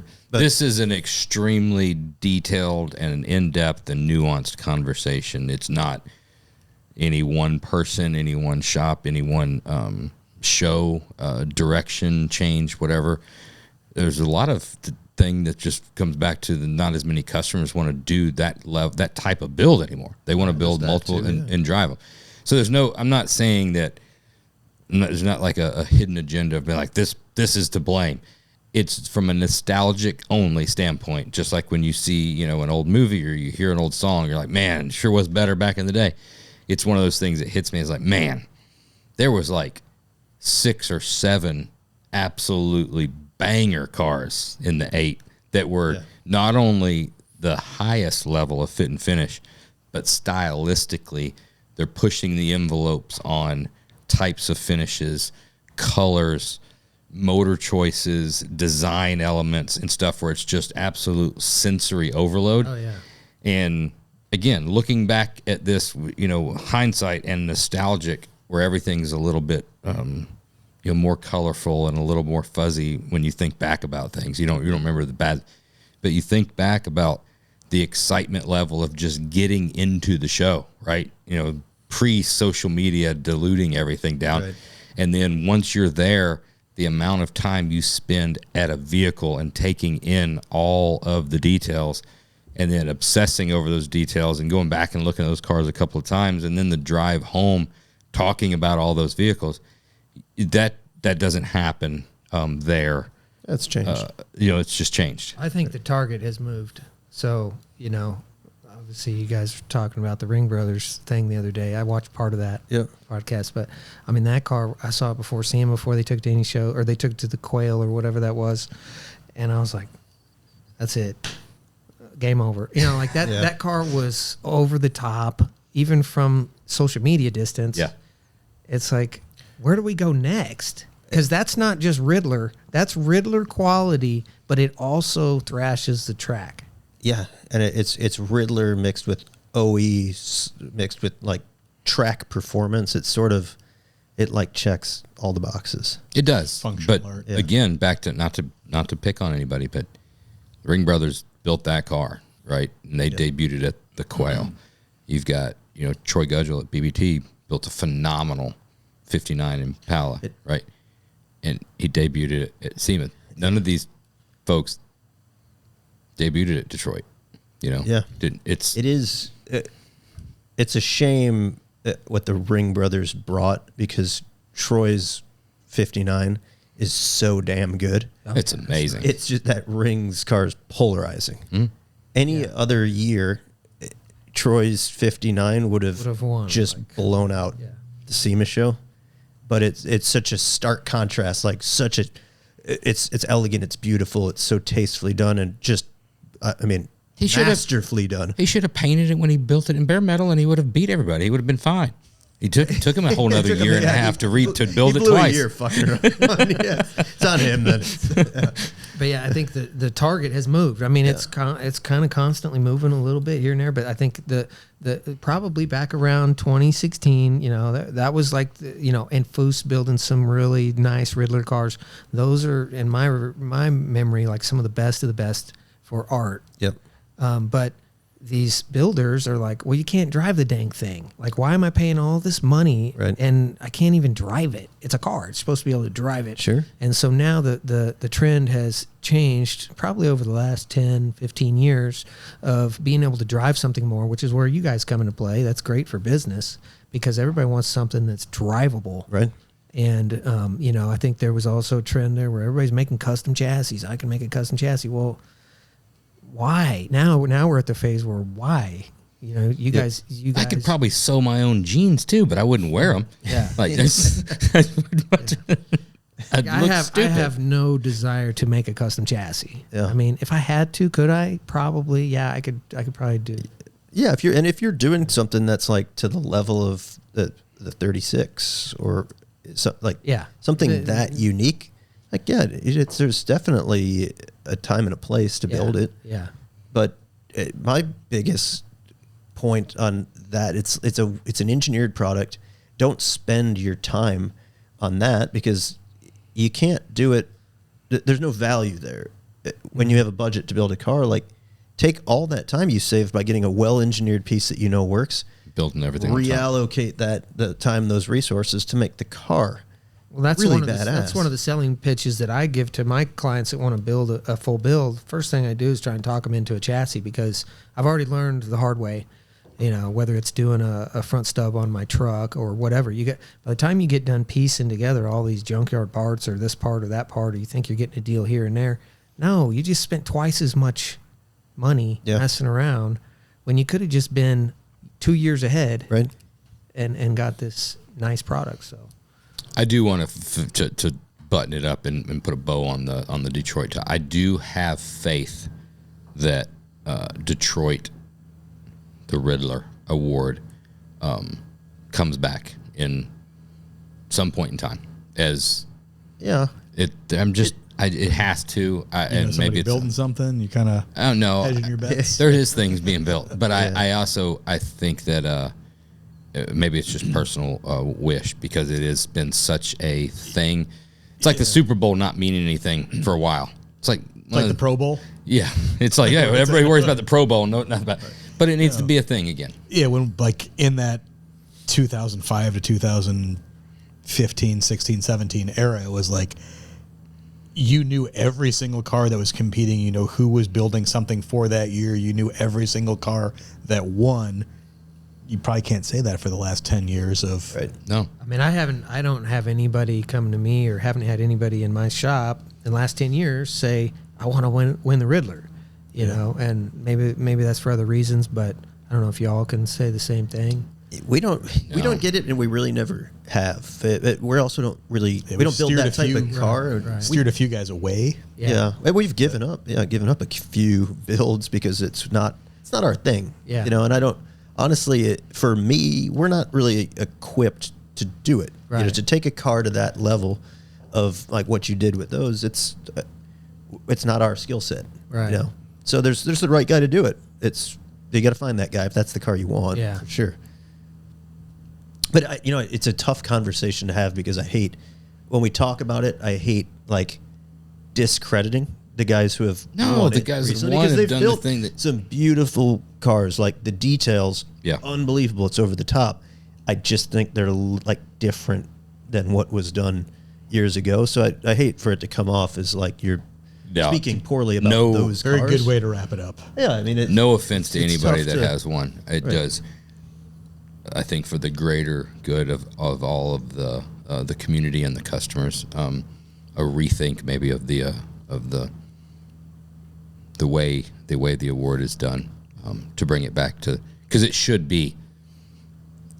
There's just some things that should be, the earth is round, north is north, south is south, and I mean the Riddler should be the biggest award of the year. It really should be. So you get that last Riddler under your belt. Where does it go from there? Okay. Just real quick before we finish on the Riddler, just Jesse Greening. I feel like his name needs to be brought up. We're talking about just the Riddler. Jesse Greening. All right, we can move on now. Three. He's got 3 of them, I think. 2, whatever. Yeah, he doesn't. He only has 1 though. Who cares? Because he's only got 1 at his place. Who cares? Right. Nobody cares. We beat him that year, I think. Good. He needed that. A little humble. Yeah. So what's next? Well, that was about 4.5 years. That was probably about 4 years into working at Andis, and I probably I don't know how to go about this without stepping on toes, but grateful for the opportunity to work there. Grateful for Harold and Billy, who's no longer with us, the customer of that car, being able to do that. Coolest thing about doing that whole build was, to me at least, was earning that customer's friendship after such a bitter start to that, because it was one started at another shop. Really bad work. Anyways, we don't have to go backwards. So I realized, this isn't the place for me long term, and basically I didn't want to go work at another shop again. Yep. And I dang sure wasn't going back to Illinois. Weren't going back. Did you just like Texas at this point, or? Texas was good. Sort of I like Texas. Everybody's got the good old Southern hospitality down there, and I like that. It's hot, but I can get, they got air conditioning for that. And I was just basically kind of forced into figuring out the next step. You couldn't convince your wife to move again. That was it, right? I could have easily convinced her to move back to Illinois, but I was like, I'm too stubborn to do that. So, but by that time we had a house, we had a baby, pretty new baby at that time, and what better time to start a business, right? Oh yeah. Yep. Right in the middle of everything. So, I didn't come from money. I didn't have a bunch of money, so all I got is the grace of God to carry me on to the next steps. And so I'm like, okay, God, what are we doing? And sometimes you don't know. You don't hear a voice from God telling you, do this, but you just got to take that step of faith sometimes. And I remember basically the last year I was at Andis, I had to come up with a plan because I didn't really have a plan. And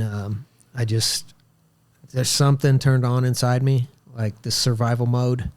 I think I was in my early 30s, and I don't know if that's like a natural thing that happens. Having the kid might. Yeah, having the kid helped. Yeah, provide, make something happen. Sure. Yeah, and you start thinking about the future.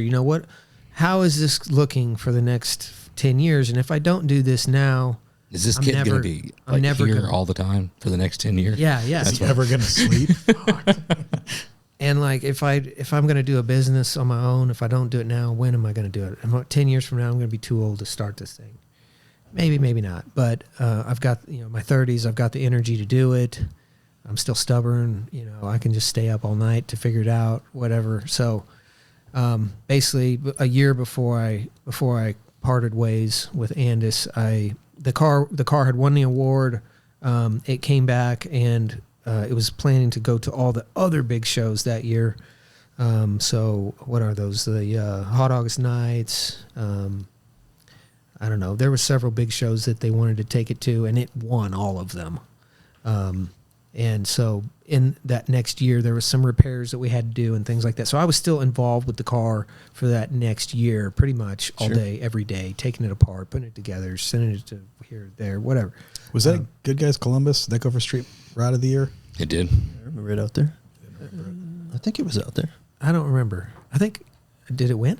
I don't know. I would assume it did. I think it did. It had. I think it did. I remember that car being out there. Yeah. So I was there basically that last year, you know, I basically turned on second job, you know, working at night. You know, I started looking for deals on equipment, metal shaping equipment, and had no idea how to run a business really. You know, I just one day at a time. I had like $600 that I could spend that the wife, you know, she wouldn't let me spend our savings to do this stupid idea. So I had like $600. I remember at one time, and I would just scour Craigslist every night until like 1 a.m. looking for deals. Yeah. And I'd be like, okay, I'm getting that one. And so I'd go give the guy cash. It was local. I'd go pick it up, load it in my truck, drag it back to my garage. I had a 3-car garage, and I had to keep one space for the wife. Other than that, the rest of it was fair game. And so I just started stacking equipment in there. And so if I didn't have the money, I would just spend the time every night. Every night I was doing something, and I would go out in the garage. I would sand it down. I would paint it. I would get it running.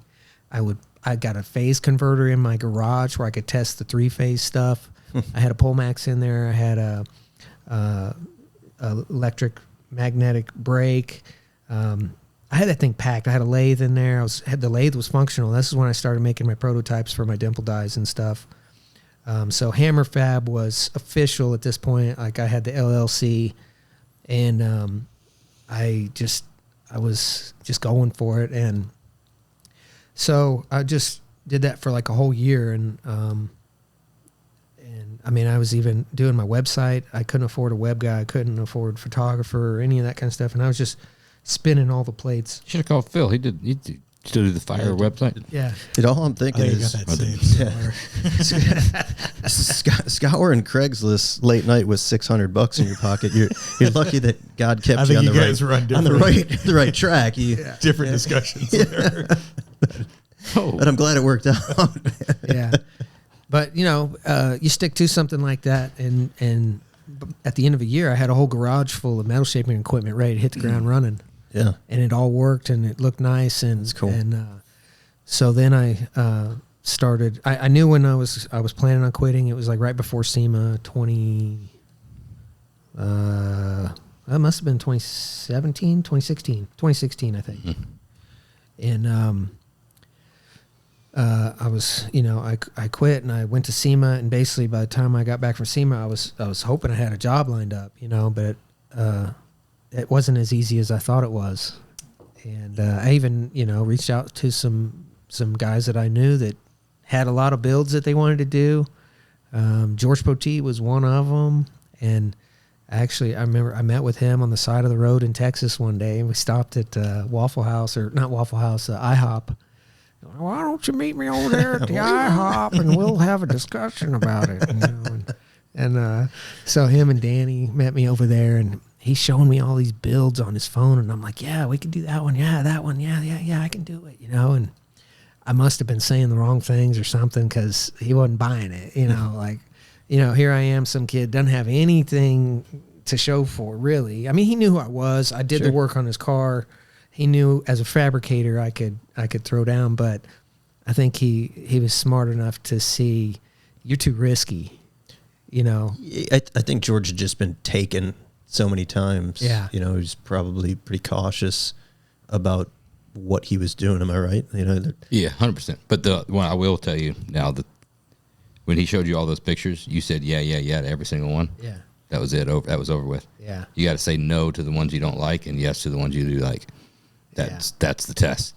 Because anybody that likes every single rendering that he's got to show you, whatever, is not passionate about any single one of them. You're just ready for a job. Yeah. It was a very, very unique thing that he talked about before. That was his technique, huh? 100%. He said he doesn't want anybody to build a car just to build a car. He wants to build the car that you're passionate about.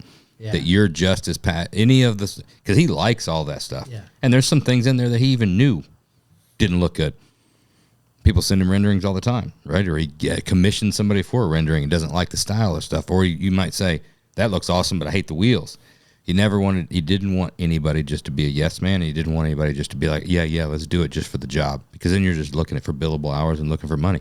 He wanted the passion. He wanted the art. He wanted something that you're like, hell yeah, that's amazing, but we should do this, this, and this. Then you've got a collaborative thing. I'll be honest, on day one, at that point in my career, I didn't know how to have that conversation. Oh, 100. Who would? Yeah. Yeah. Who You would need to get in that something the position? shop, yeah. Yeah. But anyways, that didn't work out. So I went to SEMA, just kind of hit, that was my reset button in 2016. I didn't have anything to show. I didn't have any obligations. I just went out there and looked at some cool stuff and came back, and then had one guy that wanted to build I say build, he wanted me to work on his 33 Roadster, Ford Roadster. And he showed me some pictures of it, and they were literal pictures that he mailed me. So this is your first indicator of this guy. 33 He's Roadster mailing pictures. old school dude. Sure. No email, no nothing. Here's your pictures. And so when Did I he ask got you to make splash pans for the front? he asked me to do some weird stuff, and we Nothing weird or nothing. we danced around those things very carefully. But he contacted me when I got back, and he's like, "Hey, are you ever going to come down and look at this car? You want to work on it or what?" And I was like, "Yeah, I guess." So I didn't say I guess, but I was like, "Let me come down there and take a look at it." So I brought a trailer down there, and he was the first guy willing to start writing me checks. I mean, You got to take it. got to take it. Yeah. There's nothing else. I mean, I got baby food. Yeah. You know, Are you Yeah, freaking out? At Pride all at this don't point? don't buy that baby food. Has it, A little bit. has it set in that you're like, damn, I've got to get something in here. I got to get moving. Yeah. So that first couple of weeks, and I remember, so I went to go get a building, lease a building. I've never done that before. I don't know how to do that. And, you know, I wanted to get a pretty nice building. I wanted to get as nice as I could for the price that I could afford. And, you know, it was like 2,500 square feet. That's enough to get going. Yeah. And nobody had air conditioning. Nobody had coated floors or anything. Right. But I got like pretty much the nicest building that I could afford close to home. And I remember the landlord and his wife, you know, I'm like, okay, well, I'm ready to go. Like, here's my deposit. Here's the first month's rent. Can we do this? And they're looking at me kind of the same thing. Like, I don't know about this kid. You know, he doesn't have anything lined up and all this. And I'm like, are we doing this or not? Like, I'm literally quitting my job tomorrow. Like, what are we doing? Fake it till you make it at that point. Yeah, and then they were like, oh, yeah, sure, you know. But he ended up being a really great landlord and car guy too. So to this day, you know, we're good friends, and I'm in a different building now. But yeah, I remember that. And then you get in there, and it's like, oh, dang, this is real. Yeah. Like, this is. There's all the other expenses you probably didn't see coming. And Oh yeah. Yeah, tons of stuff that nobody ever tells you about that just nickel and dime you to death. And not only that, like the little things that you have to do that don't make money just so you can get to the point where you're making money. Yeah. So I remember like the first week I got this car back and it was a total rust bucket. It had been in storage forever. It was a basket case project that he bought out of the back of Good Guys magazine. And just a pile of rusty parts, been in storage forever. And I had to get the car. I didn't have a lift or anything. I had to get the car up off the ground so I could look at the underneath of it. And I didn't have any way to get it up off the ground. Now you got to buy a jack. Well, I had a jack, but I didn't have any like wheel stands. Okay. So I remember this very painful experience of building wheel stands out of 2x4s. Yeah. And it took way longer than you think it does. Oh, yeah. I don't know if you've done that, but Oh, yeah. I've built yeah. piles of them. It takes way longer. my favorite thing, we posted pictures on Lateral G back in the day, and you'd have like 40 people ask, what are the dimensions? Yeah. Yeah. 2x4? If you can't figure that out, Right, like you yeah. shouldn't be building a car. Am I right? Was it Kyle Tucker was the pioneer of that, wasn't he? He was the first guy. Maybe. For being a guy with such an advanced engineering skill set, that's sort of what he can hang Just his Lincoln hat on. logged it. Lincoln logged He it. stacked 2x4s He's and telling- screwed them together and changed the industry. Yeah. Yeah, but he I painted just- them purple. No, he left them raw, I think. It's shocking for Kyle. Yeah. I just remember. Two 8-footers a wheel. That's what it took. Okay. I just remember being in that moment and thinking, If you do the math, I'm not making any money. Like, what? I gotta pay rent, and this time is just clicking by. And what am I doing building these wheel stands? You know, and it's still like that today. I mean, there's things that you have to do as a business owner Yeah, they don't make money. that don't make money, and you spend at least half your time just putting out fires or doing this or doing that, and that was a big eye opener. It was just you at the time, right? So Just- you were the billable labor just and me. the... Yeah, just me. And I mean, are you wiring the equipment? Are you Oh yeah. So I installing the hired compressor? Or I hired an electrician one time, and then I was like, I ain't doing that again. Yeah. I'm gonna figure out how to do they this wiring. charge more than we do. Yeah. And I'm like, it can't be that hard. And so sure enough, YouTube it. I wire it all now. Like Yeah. I'm like, I mean, maybe not in the future, you know. Right. if I got something better to do, but it's not that hard. Yeah. You know. So yeah, I did a lot of wiring of the machine, figured out how to wire up 3-phase. Most of the time on the electrical stuff, it lets you know when you're doing it wrong too. That's the thing. It's like pretty quick. It's like a buzzer. It's like playing Operation. Yeah, sometimes it's only going to let you know once, though. Yeah. Well, then, yeah. on the big ones. Yeah. So I was by myself for at least a year, and at this point, I had my first product. You want to talk about that? Yeah. Yeah, for sure. The dimple dies. My first product was the 3/8 Crater Maker dimple die, and it just kind of had a cool look to it. For some reason, everybody liked it. It kicked off. To this day, it's still one of our most popular products that we sell.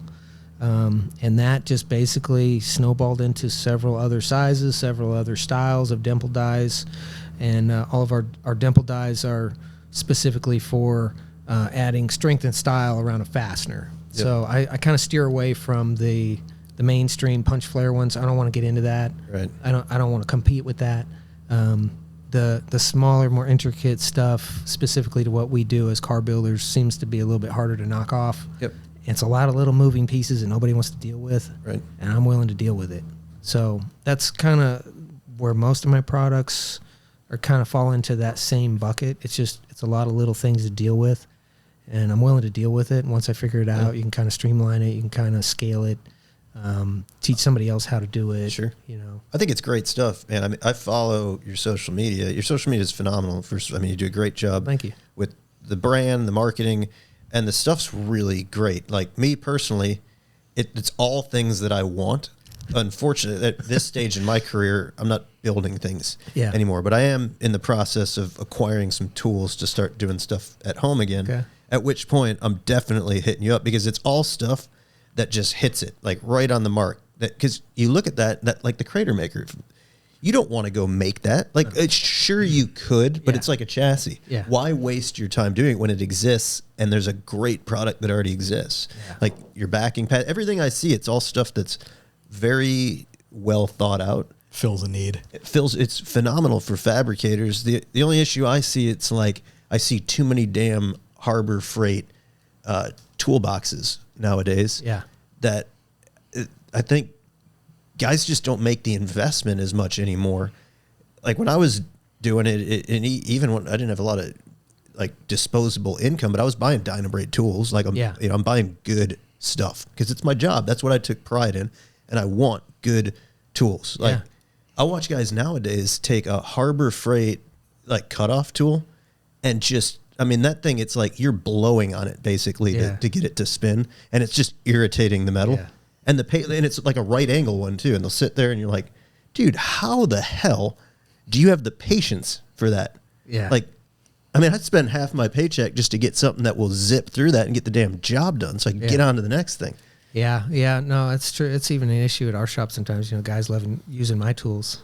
Yeah. I have a Really? a slight rule. I'll let them use my tools, but after the second or third time, you gotta think about getting your own. Yeah. If you're gonna use it that much, because every time I go to grab mine, it's junk. Oh yeah. I used to get pissed about it, but at this point now I look at it that like at least they're getting some use. Yeah. You don't have much left though. Oh, it is absolutely pillaged. Yeah. Absolutely. I mean, brutal. I mean, even down to like sacrificing parts. Like they'll pull air fittings off of I saw the other day. stuff. I was looking for a hammer and I found the hammer handle, but not the hammer head. I haven't seen that one yet. But the only thing that I'll say is the latches out of the drawer. astonishing is my Trump shear. That thing's going on like 20 years old, and it gets coiled up for some reason. Everybody takes great care of it. Like the handheld thing. It's a hand, like a barrel kind of handle on it. It's 120 volt. You plug it in. It's not cordless. That thing just gets used every day, and it just lives in my drawer. It's mine, and it just lives. It continues to perform. Shocking, right? I didn't even think. I mean, I'm putting a bounty. granted, on they're that. probably I laying want on that it thing with like to 2 hands disappear. and a foot. Anybody The blade's listening probably right now. smoked, but still going strong. Dude. It's a good tool. It says 19 gauge. I could probably do 10 gauge. Oh yeah. Watch this. But great, dude. I love the stuff you're doing. I mean, it's great stuff for the professional fabricator. Thank you. Yeah. So the products, back to the timeline. The products, I started ramping those up, alongside doing builds, and a couple of times the products have saved my bacon. A couple of times financially, income wise. There'll be like seasons where I get more product sales or this or that or whatever, and then also around that time I started doing the classes, the metal shaping classes. Yep. Around probably 2017. And the classes were originally going to be like a plan B. Like, what if this car building doesn't work out the way I think it's going to? Sure. And so there became this little lull in work. Like, I remember I had like a hood with a dent in it in the shop that I had to fix, and like one other little thing. And I'm like, now what? And so I posted these I had this idea to post these classes. I was doing the website, so I had full control of it. I posted these, I forget what they were, Firewall Polmax class, how to build a custom firewall, how to build custom floor pans, and I don't remember exactly what I did, but I listed 2 or 3 classes at a time, like a month or so out, so people had time to plan for it. Yep. And I want to say they sold out like in a few days. And I was like, light bulb went off. I was like, dang, that was like instant cash flow. Yeah. All up front right now, and I got time to figure this out. And so that's what I did. And I had people come from all over the United States. Had one guy from Canada come down. I've taught people from all over the country how to do metal shaping. It's pretty cool. You get to the classes actually was a great opportunity to meet cool people. Just one, you get to hang out with people, 10, 15 people at a time from all over the nation. You get to hear different stories. But also, I've got employees from doing that. I've got customers from the classes. And sell product at every one. So I'm still doing the classes. I don't do them as regularly as I'd like because I'm so busy now. Right. And now that we're in a new shop, the workflow of the shop with the equipment and the cars in the way and stuff, it makes it a little harder to shut down production so that you can make Just room to do a class. But I do want to do some more compound curve classes. But is it big enough where you can have a separate facility just as a school? I've entertained that. I have a separate facility. It's right there, but for some of the classes I can do that. Like right now I can just do TIG welding classes down there if I want, because I've got a welder over, but you're not I've bringing a Polmax. Yeah, exactly. It's kind of hard to move the power hammer and the Polmax. But just yeah. get a big enough forklift. Yeah, we could. But I mean, so my guys work 410s most of the time unless we're doing overtime. So that's Monday through Thursday. So usually I'll schedule the classes on Friday and Saturday.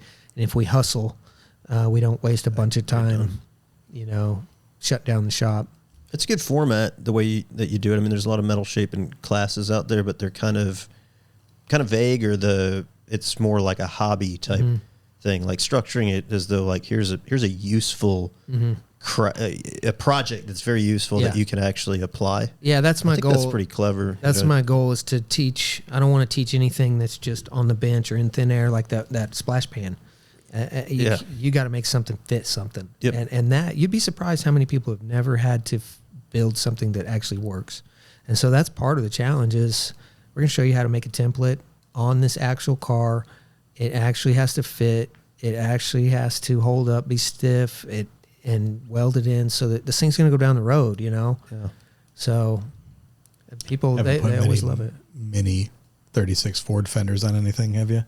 No, that's the old Ron Fournier. The fenders are no problem. You got to find the mini body. Yeah. It's the I did mini that body. stuff years ago. But to your point, it's like if you're not making something to fit something, even like just the generic motorcycle fender, like okay, like Tell you what you could do though. You can make all those mini 36 Ford fenders. Yeah. And hang a body shop clock right there in the wheel opening. Now you got yourself I something. suppose. And paint that up, hang it over the wall. A little old DuPont clock. Hang that, put the 36 fender over there. Tell you what, that's a business idea. We're about to go do a restroom break, and we're going to come back with Is that all of us or just you? Yeah, it's all of us. Okay. Yeah, so that's Everybody's why saying it's we. Got it. We. Okay. And we're going to come back strong. Yeah, we're coming back strong. All right. We're back. Do we need to do the clapping thing? Does that? That's sick. I'm just wondering. It's like it looks cool. It's a formal. It's Not giving you a hard time. Yeah, it's just an wondering. industry. It's where he can Industry sync thing. the video and audio at the same time. If there's a break, he can catch the front one and just look for the peak, catch that, and skip through. Yeah, that's what I thought. It actually is a thing. welcome back. Welcome back to everybody. I know you sat there patiently waiting. Yeah. You smell more like you smoked than I peed. yeah. I peed first. I hope, but I wanted to take this opportunity. A couple of things. This is one of those rare times where there's a perfect segue, Okay. right? So Well, you created the segue, I guess, with just halting the podcast, but No, sounds like yeah. a good segue. So go ahead. that's not the definition of a segue. Okay. I halted the podcast for the opportunity to capitalize on the segue. Okay. The segue came from, first, you mentioned talking about tools. Yeah. Talking about the investment in yourself, Yep. right? You mentioned that so many fabricators nowadays, you mentioned it as well, aren't taking the investment in themselves, right? And buying those quality tools, right? It's difficult. Everybody's got bills and everybody's got things and time. And if you look at it from an investment in yourself, those purchases seem a little different. You mentioned the metal shaping classes. Those are investments in yourself. Something else that you mentioned at the very beginning was taking a 3-month business class without having any idea if you were going to run a business. We mentioned in this podcast, if this is the 200th episode, this is the 200th episode. If it's not, we're close to We're it. damn close, yeah. Right? No pomp and circumstance around here, right? It's just another one. However, we've talked about so many times about the business side of things, of running your own shop, and how much that you didn't know until you figured it out. We have the solution. We don't have the solution. We're going to talk about the solution, right? So Roger Lee from Ironworks and Troy Gudgel from BBT have been doing their business classes. There's one coming up February 20th through 21st in Mahomet, Illinois at BBT Fab. You can go to Ironworks Speed and Custom with a K. Still don't understand why he spells it with a K, but he does. it's cooler with a K. IronworksSpeedandCustom.com. Look at that. We got it pulled up right there. You go there, right there on the header, you go to business development class, right? You see that. I think that this is an extremely important thing. I have to be honest. When they first started it, like most hot rod builders and people in this industry are like, oh, what? Why? Why are you doing that? Now, after having the amount of conversations that we've had on this podcast, we realize how important it really is. And this is filling a need. There is so many seemingly simple questions, and I say seemingly simple because they're simple after 15, 20 years of doing it. However, there's a lot of people that don't have the answers to that, however long they've been in business. Even then, nobody talks about them. It's like you feel like an idiot bringing it up. It's do you get like how do you guys bill for this? Yeah. And nobody has like a uniform kind of approach to doing it. They do a really good job of having that environment that's a proper size for positive engagement and other voices of opinions, but not too small where you feel, not too big where you feel embarrassed to ask a question. You know, they also do a group after you've done the classes. There's a group that meets like monthly that kind of follows up on the progress and other things or challenges that you've had implementing said great idea, you know, or something. So I think it's a really good idea. A lot of people complain about, you know, we've heard complaints about the cost. They deal with complaints about the cost. I come back to the investment in yourself. I think the metal shaping class is a great idea. I think that buying new equipment and tools are a great idea. Use the analogy, I think, when Roger was on here before. There's a guy that will have no problem borrowing from Peter to pay Paul or you know, going into debt to buy a $4,000 Pullmax, $5,000 Pullmax, $6,000 whatever, And not know how to use it. and not know how to bill for it, you know, or not know how to make that profitable for the business, you know. And that I think that the business side of things makes, and it's important to talk about. This is a positive thing for the entire industry that we all will reap benefits for. So this isn't just a like, you know what, we should talk good about this class. I want people to get better at business, to be able to hire more employees and build more cars, to buy more chassis. Like it's, but it's You're not supposed to say that part out loud. but for all manufacturers and every bit of the business. Are the sexy, exciting, cool part. The business is the part that keeps the doors open and keeps your kids fed and keeps your employees getting a paycheck and growing the business and keeping the industry going. Hey, I mean, this is a good conversation. So, I mean, being a good fabricator is one thing. Yeah. And I took years to get good at that. But then when you go to start a business, there's a ton of things that you got to improve on, like personality, the way you present yourself, and on and on and on, like that I'm not really that good at. There's no playbook for it. There's no playbook for it. And I will say, are you done talking about that? Well, make sure you go to ironworksspeedandcustom.com with a K. Yeah, check it out. Sure. Go to business development classes. They got one coming up. They will answer a lot of questions that you may or may not have. I have not been, but now I'm I done. know the guys. They're good guys. They are good guys. Yeah, you make a great point as you're talking through that, though. It's probably the most overlooked thing. Everybody's so focused on honing their fabrication skills, but there's a lot of guys going off and trying to do that on their own, and you totally overlook the most important part. Yeah.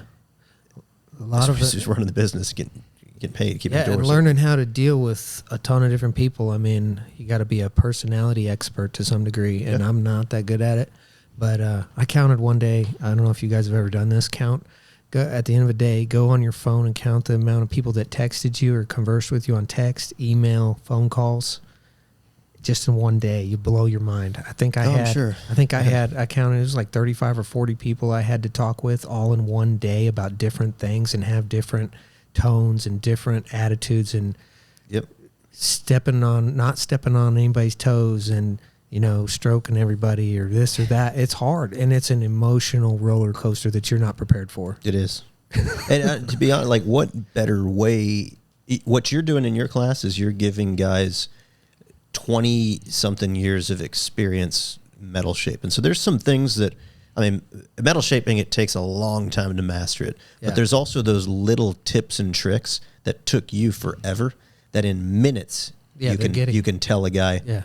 and cut years off of his learning curve. And the same goes for business. Yeah. There's things you can fail at for years and years and years. And sitting in a class like that, and in a matter of minutes, somebody to explain that to you, and the light bulb goes off. I mean, I'm fortunate I don't have to learn all those things because I'm partnered with Phil.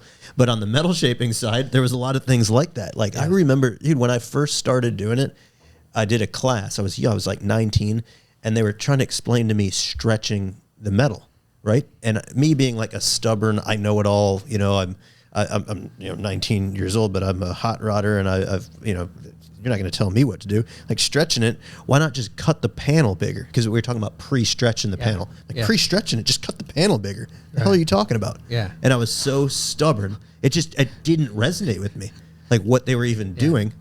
And then all of a sudden it clicked, and you're like, oh, okay. Like, I'm stupid. And that, like, Well, I think not to keep going on the business thing, but there is the element of that on some of the things. You know, I've been a part of the conversations in the parking lot of, you know, Columbus Good Guys or other places, whatever. When it does come to business talk, you can talk about fabricating. You know, in a tip. Oh yeah, you're trying to do that. Like, if you're going to do that, like, do the ramp in on the die like this, and you won't have that wrinkle problem coming out, or on a plumbing issue or something like that. Or like, hey, don't ever use this line. You'll always have a problem if you're losing that. Generally, if you've been in business for a while, it's met with like, oh shit, okay, I'll do that. On the business side of things, some of this stuff is so simplistic that you can't admit that you've been doing it wrong. Ego that you assume you're right, and you don't want to. You don't want to give anybody else a peek behind the curtain. Like, I've been doing this wrong. I'm a fucking idiot. Yeah. But instead of just being like, oh, so that's how you're doing the materials and stuff like that, I need to start trying that. It's like, oh no, that wouldn't work there, because what do you do about this? Oh, see, my shop is structured this. Guess what? we're all doing the same shit. Yeah.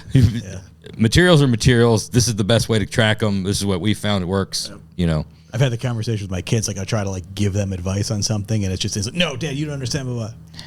I've been doing this for 44 years. Like, I understand how this works. Just hear me out on this, and then 25% of the time it would actually click. Yeah. But Well, yeah, 100. I mean, here's what I'll say: take the metal shaping class first, because you can't sell crap work, regardless. Right, yeah. So you've got to be a good fabricator. You've got to sort of master your craft or have a handle on it. Well, immediately after, get into that business development class and learn how to charge for your work and run your business. I've got a different take on it. Okay. I agree with you, what you're saying, but I got a But the different metal take. shaping class might be before you're operating your own business. Like even as a fabricator working at a high level in a shop, you should absolutely do that. It's going to take you, if you've been in the industry for 4 years, he's got 20 something on you. So go learn it from a guy like that. If you are owning your own business, whether you're brand new or you've been in it for a while, I think that you, the owner of the business, should be taking the business class first, because either you already have enough metal shaping skills to be having a business to people to come in, or send your employees to the metal shaping class, the fabricators, and you go to the business class. Got it. That's my. I retract my statement. You should have taken the metal shaping class long before you got to the point of started. That's kind of rare that he's agreed with you. Yeah, good point. But no, I see the point he was going to. It just needed to be crafted into. Yeah, we got to it in the end. Because you would have not been starting your own business if you didn't know. Doing what you were doing had you not had the metal shaping. Yeah, the foundation. Right. Knew how Because you didn't leave school and be like, you know what I can do? I have a year and 3 months of skill and teaching. I'm going to start my own metal shaping business. Yeah, no, I probably wouldn't have went that way. Right. Yeah. Could have went several different ways at that point, you know. You could have made mailboxes. You could have made a shit ton of mailboxes, right? And him. You never know. I know some guys who sell metal art stuff. They're doing pretty good. I know. The guy in Diamond Lake Road went to that. But it's great inside joke on that. Sorry. While you were in your potty break, as you generally call them, I'm not allowed to call it that anymore. I went and took a piss. Big man piss. Make it better. That is so much better. Yes. Yeah, better. You're growing up. You have significantly more respect from, I think, the entire hot rod community. I did it outside, too, if that makes you better. Yeah, not in this temperature. But, we brought up a pretty good point talking about how the classes have changed, like with COVID and people not wanting to travel, like the massive investment that it costs to do it, because it's like the class is X, but then you've got flight, hotel, time away from the shop. Talking a little bit about like what the alternative is, and Levi said he was kind of getting down the path of doing a digital version, which I think is a home run.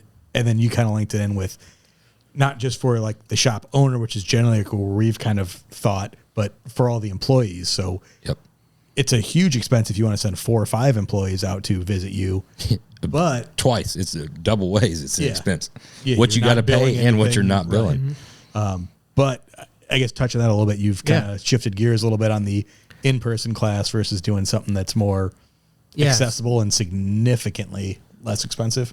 Yeah, for the end user, the customer, it's significantly less expensive, but still an investment in yourself. We started doing what I call Hammer Fab Academy, and we're still ramping it up. It's a huge investment on our part. It's a lot of time and effort that goes into video recording, step by step, how to do said task, whether that's metal shaping. We've got a couple on our website for 3D scanning. I show like on a screen, like it's real clean cut. Like, you know how you pop up the screen, it's doing that screen share thing where you can see exactly what I'm doing. I make the cursor real big so you can follow along, because that'd be good for you. I taught myself SolidWorks and stuff. Hate you guys. Hate you. By watching people on YouTube, and that's fine and dandy to some degree, but you only learn snippets or nuggets here and there of what you're trying to do, and half the time it's in a different language, or that you can't see their cursor, or their screen is fuzzy, or it's not a car part. So it's like, this isn't really applicable. Yep. So what I'm trying to do with Hammer Fab Academy is, we got the physical classes. Okay, yeah, you can still do that. Come in person when they're available, get them because they sell out fast. Or you can go on there anytime from the comfort of your home for less than $100, learn a specific task, exactly what you're wanting to do, geared towards our industry. And I'm showing you and spelling it out verbally, step by step, how to do this. So if you just got a 3D scanner and you don't know how to use it, I got some really cool, easy videos to show you how to do the basic stuff. And then I have another one where it shows you how to transfer that to Fusion 360 and model that part. Just real basic. How do you get from here to here? Okay. And then we're gonna have more advanced ones from there on out. So got a few of those available at hammerfab.com right now. I mean, we've got metal shaping ones. I'm trying to think what all the ones I have. 3D scanning, the SolidWorks stuff. I mean, basically, we were talking about it, and it's like there's so many things that I could teach you if I put it on video and make it easy for you to get. And so that's what we're trying to do. And once we get a few more of them on there, probably going to turn it into a subscription type platform where you can go get a bunch of information for really cheap. I mean, you don't have to get on a plane. Master class in hot rod building. Master class in hot rod building. Yeah, absolutely. It just hasn't evolved with the times. Like, look at the fitness industry, and you look at the app-based stuff. Yeah, the video content that's available, how much you can wrap up into these apps for beginners to learn this stuff. Metal shaping, it's. Forever it was either in a book or on a VHS tape, which then I think they converted them to DVDs, or you got to physically go and do that. But to bring it up to today's standards, I mean, honestly, I'm going to create a burner account and log on to that. I don't want people knowing that it's like Jeremy from Roadster Shop taking classes again, but I've forgotten more than I've learned. I feel like over the years I'm going to make a not RS 87 screen name or something. That'll throw them off. Sign up for that. Beaten path. we got to you don't have some burner emails. I've already seen some of those. Use. Don't, honest to God. Don't have any. It's something that's not talked about. Even when you mentioned the fitness thing, where I was going, my mind was going. Trains and what you've done based on watching all the videos. No, the byproduct of the way those apps or the digital is the repetition part of it and giving you the reason to go do the project. So by the very nature of following along, you're able to work on the project at a better cadence versus just saying, you know what, I've watched some videos, I've taken this, now I'm going to Saturday, this coming Saturday is the Saturday I go out in the shop and I start. Well, if you just go out there and you just start with no clear direction and not following along, it's very difficult to get from point A to point B.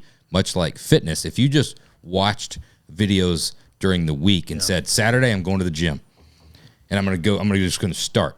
It's an easier path to start A, B, C to get through a project by following along and pausing, get to the next step and get to the next step, than it is just trying to consume the knowledge. Then like, okay, I'm going to go do things. Well, especially when you're just trying to if you don't have the actual project to do, you're just trying to learn it. I think a lot of it too is helpful for making purchase decisions on, do I want to invest in this 3D scanner? Like when I first got a 3D scanner, or actually before I got one, I was hiring a local guy to come do it for me with his ferro arm and everything. And it was super detailed and, he did a great job, but then I realized, oh man, I could use this a lot more, and it just makes sense for me to get my own. But at the time, $8,500 or whatever it was seemed like a lot for me as a small shop. And why would I spend that money on this thing right now when I have no clue how to use the thing? And so you could, for less than $100, watch the video and decide whether or not you want to do that. That's funny because, and also what you talked about earlier, that you've gotten customers off of it. Yeah. Because for the last probably year, I've been deep diving and learning. I want to build my first 1911, right? Pistol, and build it, from raw parts. Iron ore. You want to? No, you can buy. Melt down the metal. You want to Jesse James it, or you want to buy a kit? I've gotten really into the blacksmith videos. No, seriously. The past 6 months. No, you'd start with you would start with a raw blank that's not fit, right? Okay. So nothing fits together, but you start with the raw parts, and then you've got to make them fit. But you don't start with That's what happens if I get a brand new gun and then buy 3 or 4 parts because nothing fits. But there's a lot that goes into building a 1911 or 2011 that doesn't go into quote unquote building or accessorizing other guns. there's a lot of specialized tooling. There's a lot of stuff. But I've been really, for the last probably year, just consuming, learning all of that stuff, the individual tools, because I want to do, all the slide fit. I want to do all the barrel lockup. I want to do all the hand checkering. I want to do, it's going to be a long process. But there's been so many times I've watched classes, step-by-steps, YouTube videos from people, and then I end it with looking up that guy and like, man, he does some really nice work. I want to just have him build me one. Yeah. And it just ends to the thing of like, because you go through, some of the checkering tooling and then some of the vices and then some of the lapping plates and then some of this stuff and all that. And like, it's overwhelming. But I still want to do it. I want the satisfaction of doing it myself, but that definitely steers you into the fact if the thing that you're trying to create or build starts to outweigh the gratification of the doing it, then it's just kind of like, you know what, Levi, I really wanted to do the fenders on this 36 Ford. It's 1/8 scale, and I need you to build these rear fenders for it. I'd rather just you do it versus you teach me to do it. We've gotten some full builds that way. I got a 63 Impala in the shop. Him and his dad came and took our class years ago, and he's a former Navy SEAL, awesome dude. Top of his game. So he's paying attention to details. He took a stab at it, and he had this car on he built the frame table for it, and then he put the car on the frame table, smoked the floor out of it, and then he came and took a class. And then he was like, at the end of the class, he's like, hey, would you be interested in working on a 4-door Impala? And I'm like, that's 4-door, and then it turned into a cool deal. Like, I don't know if you guys I've seen the car. It's twin pretty, turbo, it's pretty damn cool. Nelson Racing. But that's a unique individual, especially like you said, upper echelon, used to performing at the top of his game. If the thing he wants in his mind, he knows that himself and his skills won't live up to his expectations, then the honest thing to do is it's better off just get the craftsman to do the thing that you want. Those dudes are smart. And we've all been in those situations as we progress through life where the things that we've done before you start wanting a better job at. And you really want to get better yourself, but there's just some things you just can't do. And you have to resign yourself to 30 years of experience to that stage. Let me just pay the guy that does the thing better than I do. It's tough, but it's... I know exactly what you're talking about. I feel like I went down that like midlife crisis sort of thing. Maybe that's what it was. You watch... Is that the C6? You want like Jesse James, you watch what he's done, right? He mastered his craft. Then obviously something... He just did it again with the 2011, the new one he just dropped. Well, but something was going through his head that he needed to expand his skill set. So I went from making bikes to making knives, and now he's making guns, and he's doing that really well. And maybe it's just because I was a fan of his early on. I'm going to do the same thing, dude. I went from like building hot rods to now I'm like running a big hot rod shop, and then I want to be an engraver. Yeah, and I went and I took an engrave. It was the only time I just like pieced out of the shop, took like a 3-day engraving course somewhere in the middle of nowhere, Missouri. That was cool as hell, but I realized that when you put that kind of time into learning a craft that you've sort of gotten good at, it's so hard to not be good at something else. Yeah. And same goes for like now woodworking. I've got all these tools that were my old man's, and it's like they're there. I kind of want to use them, so I'll like tinker with it, but I'm not any fucking good at it. I'm fortunate that I've got some friends that know their way around it, but if you want to apply that to like the Hammer Fab Academy, the thing I'm missing is you can go on YouTube and there's countless tutorials, but nobody just gets into it. For the guys with a short attention span, we'll say, just get into it. Let's get started. Yeah. Maybe they have to gear it a different way. Let's gear it up for learning, Josh. But just get into it. Like, hey, guys, we're building a firewall. Here's the pull max. Here's this. These are the dies. Here's the part. Let's get started. And just do it. I don't need all the like theatrical crap, like the influencer YouTube. I don't need your personality. Let's get into it. Show me step by step. Let's move through it. Show me how to build. I could pause it at any point. Right. Yeah. But show me how to build the part. Yeah, I've had people download, and I can tell if you've watched it or not. And so I've had people download stuff, and I'm like, are they ever going to watch it? Yeah. And then a couple weeks later, they'll watch it, and you can tell when they've completed it. And I could kind of turn it into a little bit of a gaming thing where once you complete it, you get the next one and all this stuff. back to You could probably check Jesse James, see if you can get it in on that new 2011. He just dropped it. To buy one? Oh, see, I mean, it'd be way quicker than Josh making his own. And way three of us will go in. Way better too. Well, yeah, I know it'll be fun. Stop! Don't be mean. That thing, you got to check it out. Has he It's got any fucking on his, cool. Yeah, I saw it. That's like kind of to what he said. Like it's such a barrier of entry to building stuff to this level. Yeah. And then like you expect anything you do, you want to have it to that level, and you're like, I want to see it. I'm 20 years away pull from it up. it. I'm gonna do it. Do you struggle with that with other things outside of like you've sort of mastered your craft? I mean, you'll always grow, you'll always learn, but you're very good at it. When you look to like take on something new and you see guys doing it at a super high level, is it like frustrating for you to like? You mean like not car related or car related? No, not car related. Like outside of, I don't know if you've got another hobby or if there's something you've seen that you want to like take on, and it's just like that, like to go get into that. I would just buy that. And be that good at it. I probably can't afford it, but yeah, I mean, I would love to have one or two or That's three got of his lightning guns, bolts and engine turned. I know. Yeah. Well, because you look at it and then you know that's the way you want to do it, Yeah. right, Josh? Like that's the way And you're you. 20 years away from being able to do It's it. 100%. Yeah. But no, this, Not in a bad way. No. Like I know. Yeah. this Yeah. you're not saying anything that I haven't gone through in my head. I 1,000,000,000% know that I won't even not even talking about like come to Jesse James. I couldn't build a 1911 to the caliber of a Springfield operator, right? At a $900 entry, right? Just bare bones 1911. I can't do that. I can't put a light on one that's designed to fit for one. Is that but- the one that you cross-threaded or stripped the thing? That I stripped the head Josh to it, but that's all over the internet. That it's a common problem. You brought it down to the armory, and I knocked that thing out.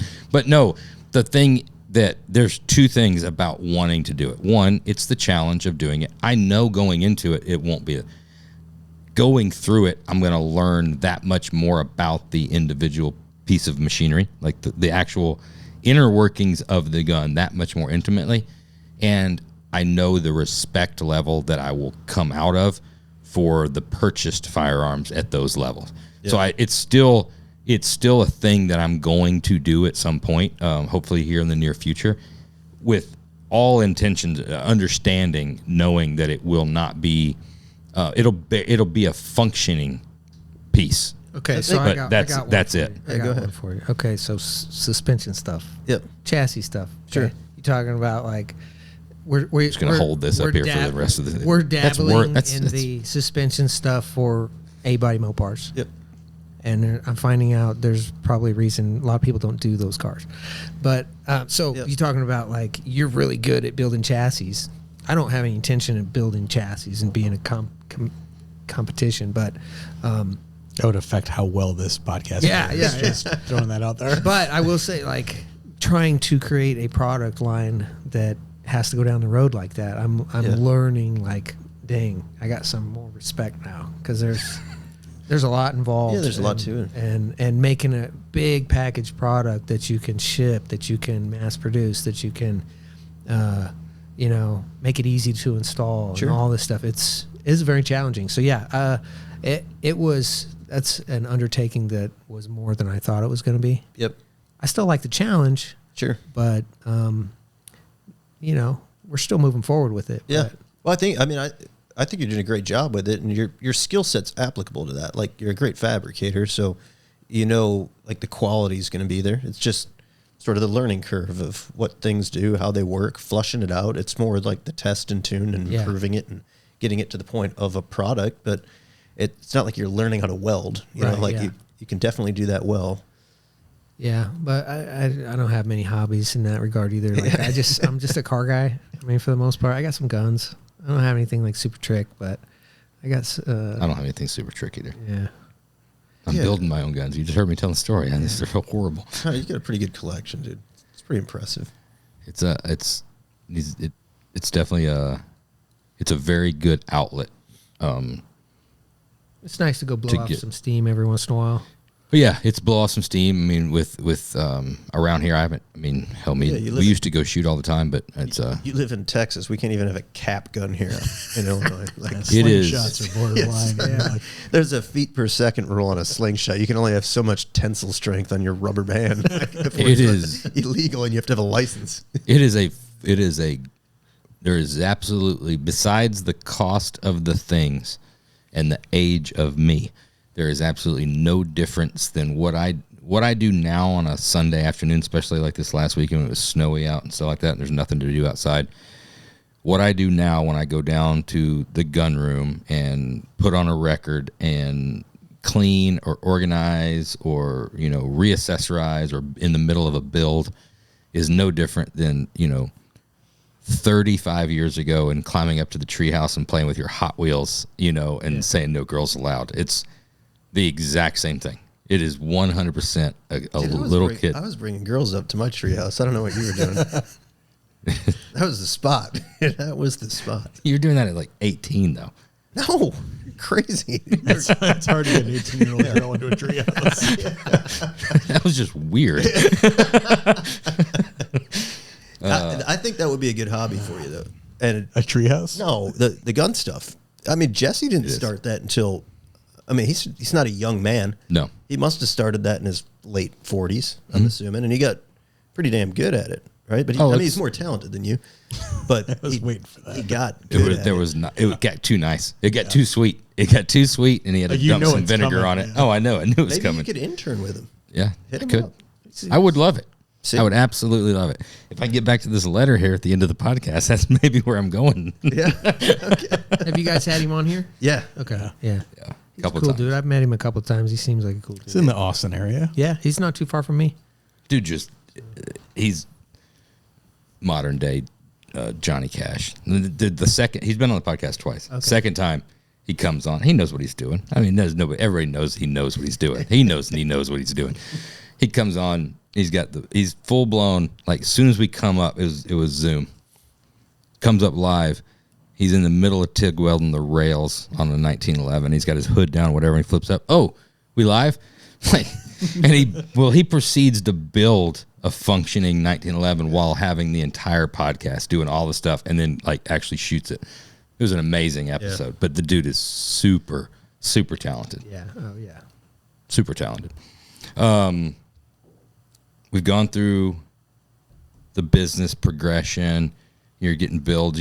I guess we didn't really. We talked about how you kind of kicked off the business with the equipment and stuff like that.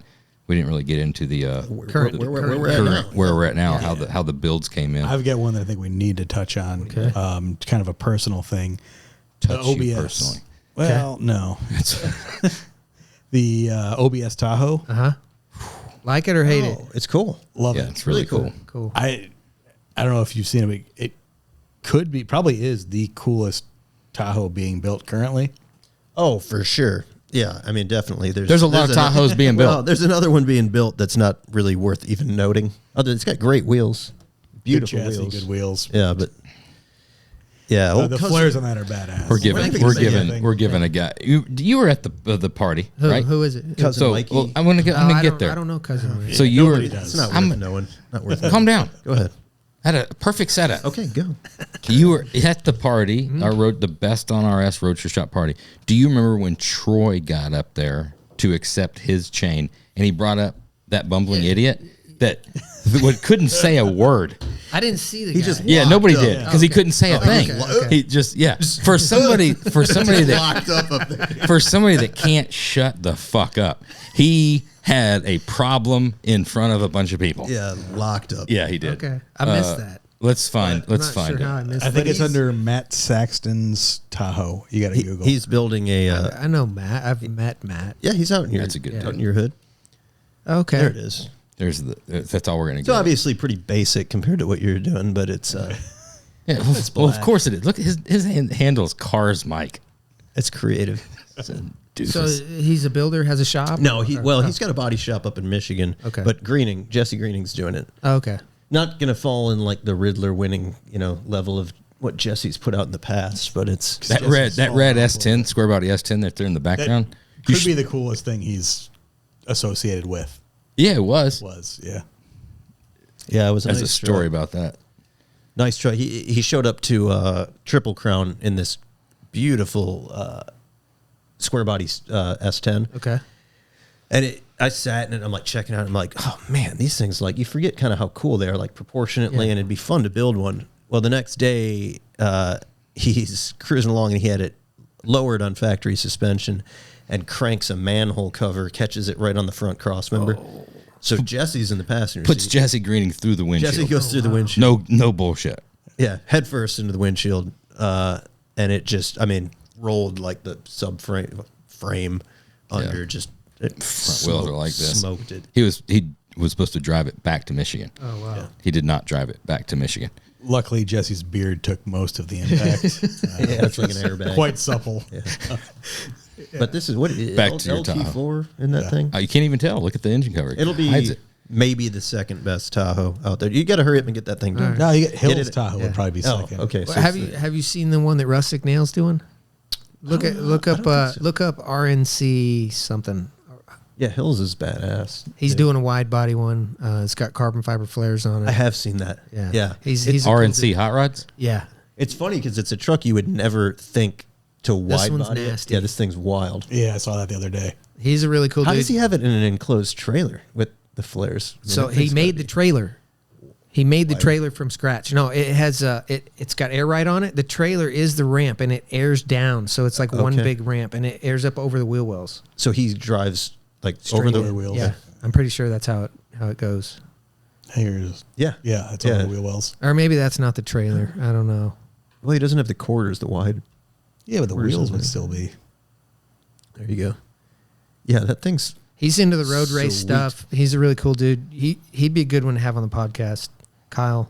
We're not following him. Look at this. Watch what's going to happen live here on the air.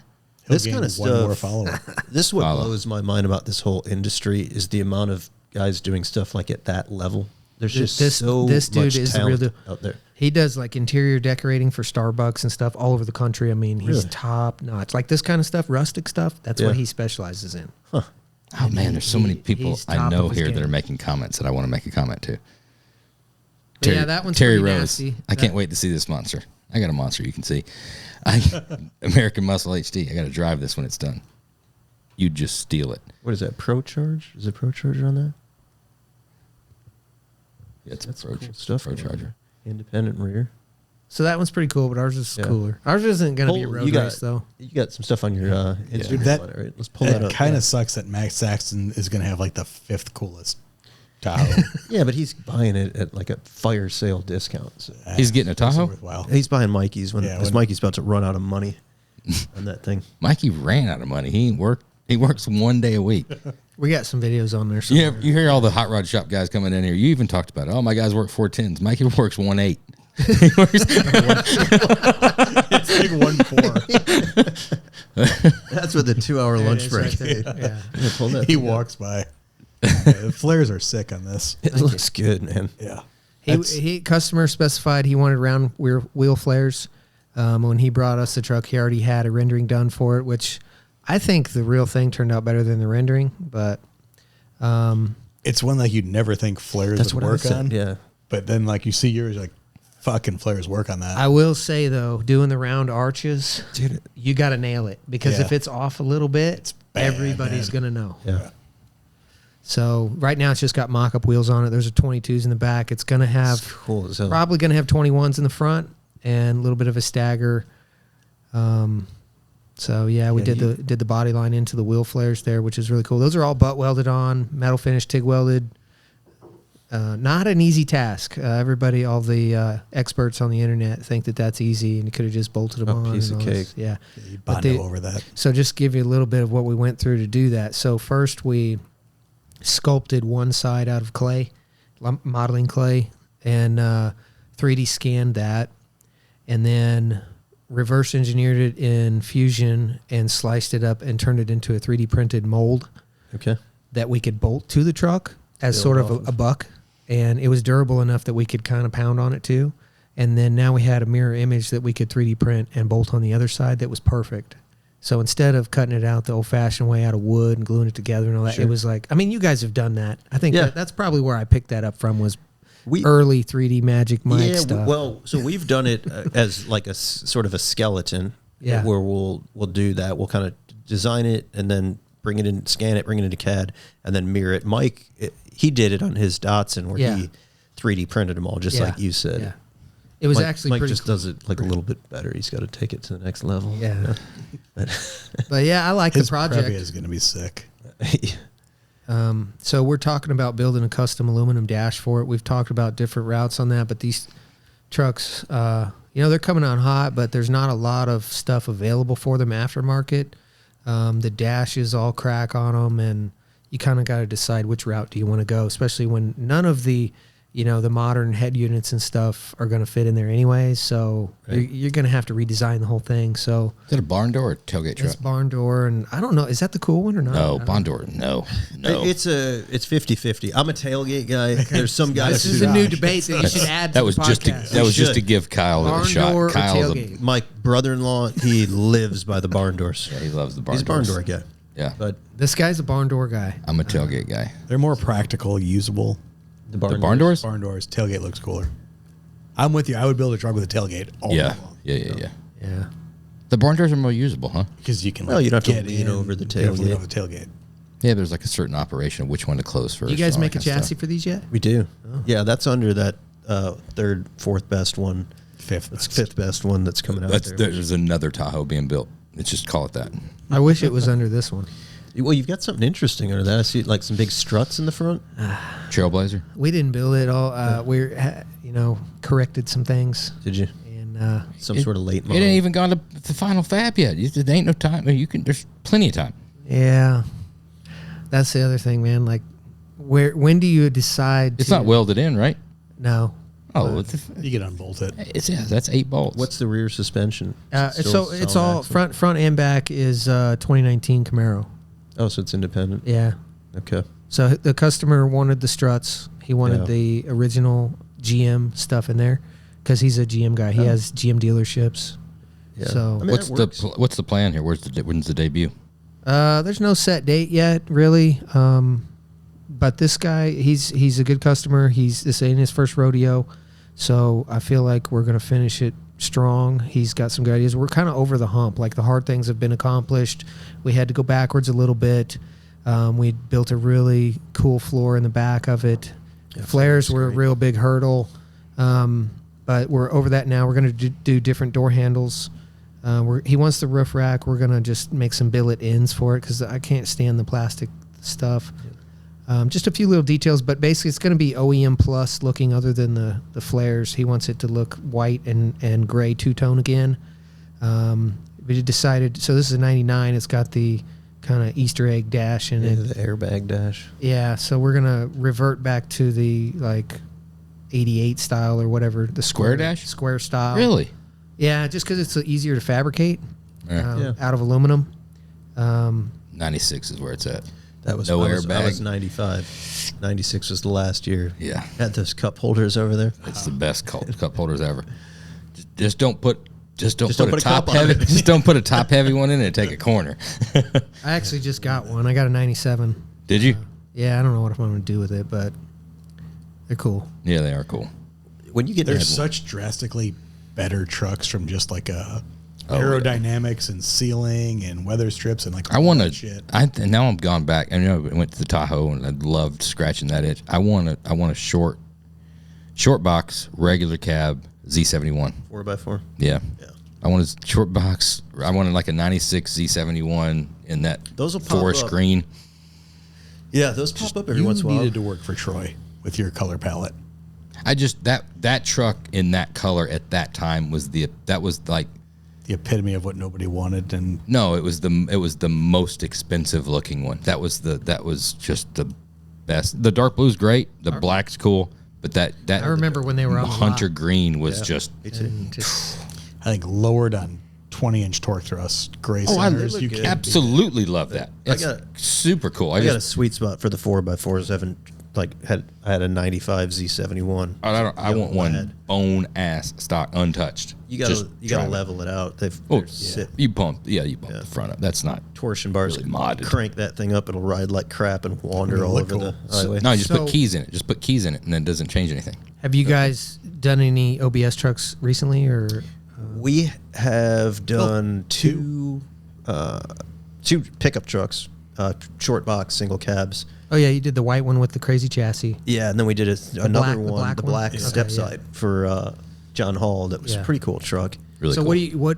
or did you guys have to deal with like the door adjustments? What did you guys do about all that? Left on the one, we left it as it was. Okay. Put a pin kit in it. Be done with it. Yeah, this one was a little bit too far. So What was that? did you guys like weld gap the edges? We didn't. No, both. They were. One was a Survivor, and the other was like a pretty straightforward build. We didn't do not like you would traditionally do a high end car. Was the hinge tweaked on the A? Something with the truck was tweaked. We're not sure what. It had been hit in the back. Jack and a 4x4. I'm telling you what, that whole A pillar will give to your will. Yeah. It's just we ended up making the hinges adjustable fore and aft, which was a lot of work. But if you're tight gapping that thing, it's only. We figured it was less work or about the same amount of work as metal gapping it. Yeah. And so instead of warping the entire panel and requiring a lot of body work, we just redid the hinges and scooted it. Yeah. So it's going to be pretty dialed in when it's done, though. When you're doing something like that to that level of metal shaping, are you still the guy that's shaping up those flares? No, I got one of my guys. He's fairly new at metal shaping. He did all that. Really? Yeah, he used to be a body guy, and he got tired of being a body guy, so he wanted to learn how to do metal. And so basically, he's been there for 2 or so years now, and he's doing a great job. He didn't do all the floors. Another guy did the floors, but he did all the flares, and that was his first attempt at doing reverse curves. So I kind of coached him through it. Yep. And once he got the first one, he just rocked them out. I mean, yeah, that's not an easy. How's the original metal on those trucks? It's not bad. It's thin and it's galvanized, so you got to get the galvanizing off before you start TIG welding. So it's already thin, and you got to grind a little bit off of it. So you got to be careful not to grind it too thin before you start butt welding it, because otherwise it just disappears. If those are galvanized, I wonder why those trucks disappeared in the Midwest, like evaporated. They didn't galvanize the wheel openings. I think they salt line those. Yeah, I don't know. We are coming up on standard question times. A very special extended version of standard questions. So we got some new ones. We got some bangers. Okay. Been working on something? Yeah.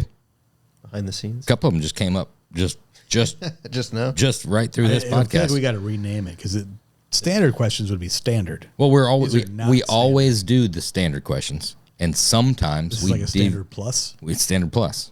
Yeah, like an OE plus. This is standard plus. Standard questions, and a very special extended standard questions, brought to you by the Standard and Wheels HRE. First up, we'll go with just a generic standard question. First question we're going to go with would be, we're going to get the car thing out of the way. We're going to go straight to car. Okay. So you graduated high school. You're talking about you graduated high school 99? 2000. Year before me. You graduated in 2000. I know you had a project vehicle that's technically going to count as the first car, right? But you've talked about that. You have to have transportation, right? There is another vehicle that comes in, the first transportation car. We know Dad's a GM guy. Parents both had muscle cars. It's a tried and true GM family. So it's a GM product. It's definitely GM. We could start there. Okay, so that's where you're going. You don't answer. I know you haven't listened to. You're too busy. You don't listen to a lot of these podcasts, and that's good, because this is you came in here with no preconceived notions.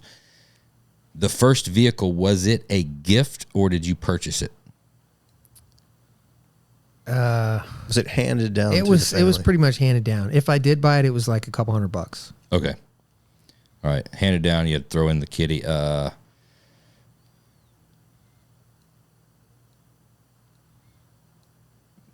Dude, I think in Missouri. Yeah. And then you took this to school in that college. That one didn't make it to school. Oh, very key. I've like got, like most successful hot rod builders on this podcast. You wrecked my You first car. I got a I wild got to do a card. little bit of Googling to make sure my years are right. I got a wild card. In 2000. 2000. So it's a early to mid 90s car.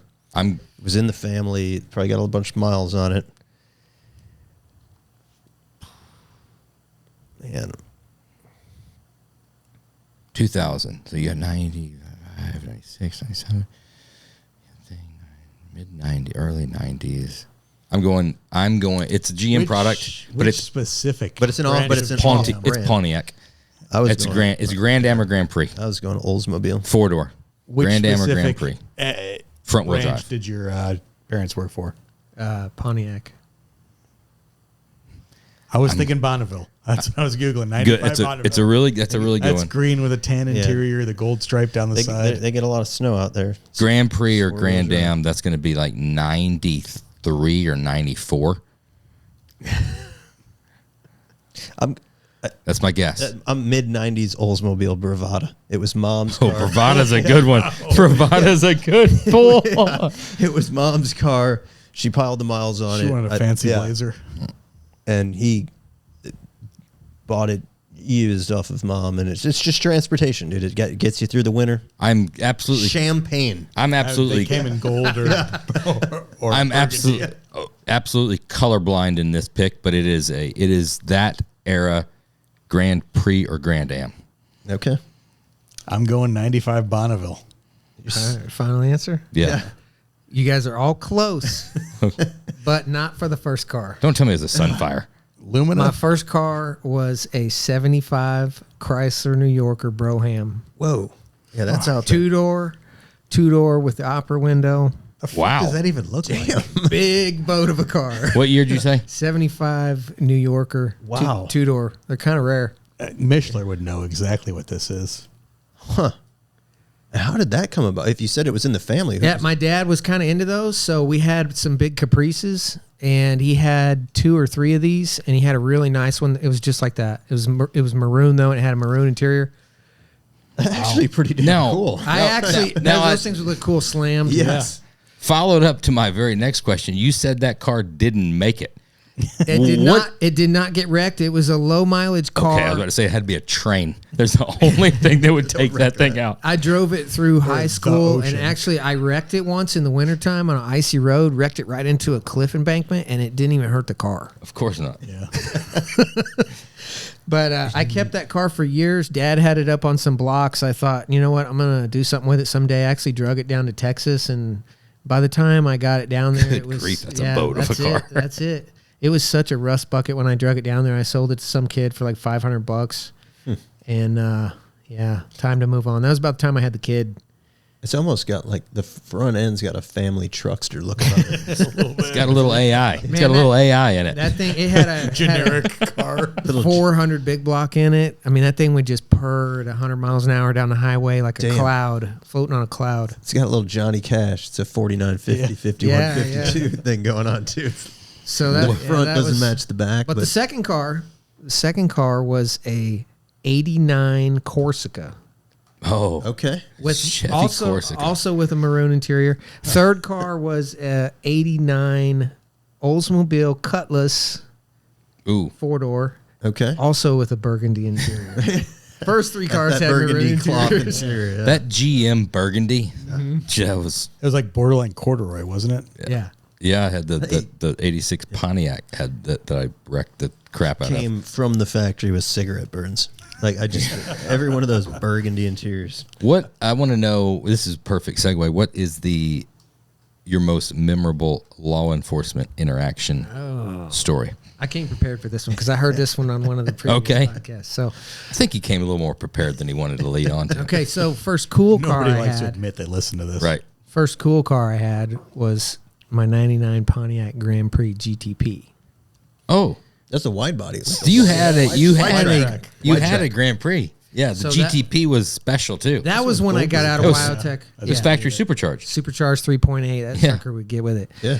And I Great hopped- dash. I hopped Great it up. gauges. I love the red dash, and it Yeah. had the pop-up display, There's a lot of cool things about that heads car. up display. Red, black, or white? Silver. Silver. Sure. Silver Surfer. The car only existed in silver. No, it was. No, they did it in green. They did it in black. They did it in red. Bonneville green. No, the GTP. Yeah, I feel like 98%. Goldberg's was silver. Goldberg's was red. Was it? Spent a lot of time in that car. No, it was red. So yeah, I had that car. I hopped it. So I bought it in Missouri shortly after Wyotech, and then drove that to Troy's. I had that like for years and years and years, even after I got married. And then I put over 300,000 miles on that car. Well, I hopped it all up at Troy's. I lowered it, put 19s and 18 mil Miglia wheels on it, which were pretty cool. Yeah. And how's that do in the winter? great, man. Front wheel drive. Yeah. Oh, I know it's front wheel drive. I didn't have far to drive. I lived like half a mile from the shop, so. Yeah, I had so I blew the engine in it at one point, and then went through it, did a cam, rocker arms, computer. That was when you had to send your old computer in and get it back. And let's see what else. Everything you could do almost. I had headers on it. Had full catback exhaust. Who specialized? Six-cylinder. Who specialized in like the ECU? Transverse V6 with a blower. The ECU. SLP, I think. Oh, yeah. Back in the day, they made a bunch of stuff for that. And SLP. so I had pretty much everything you They could did all the get shit for your SS too. Yeah. without going to the next level, because they were getting like 600 or 700 horsepower out of those V6s. And mine, actually, we put it on Troy's dyno, chassis dyno down there. Yeah. And it registered over 400 horsepower at the wheels? front wheels. I don't know if it was accurate, but I think it probably was accurate.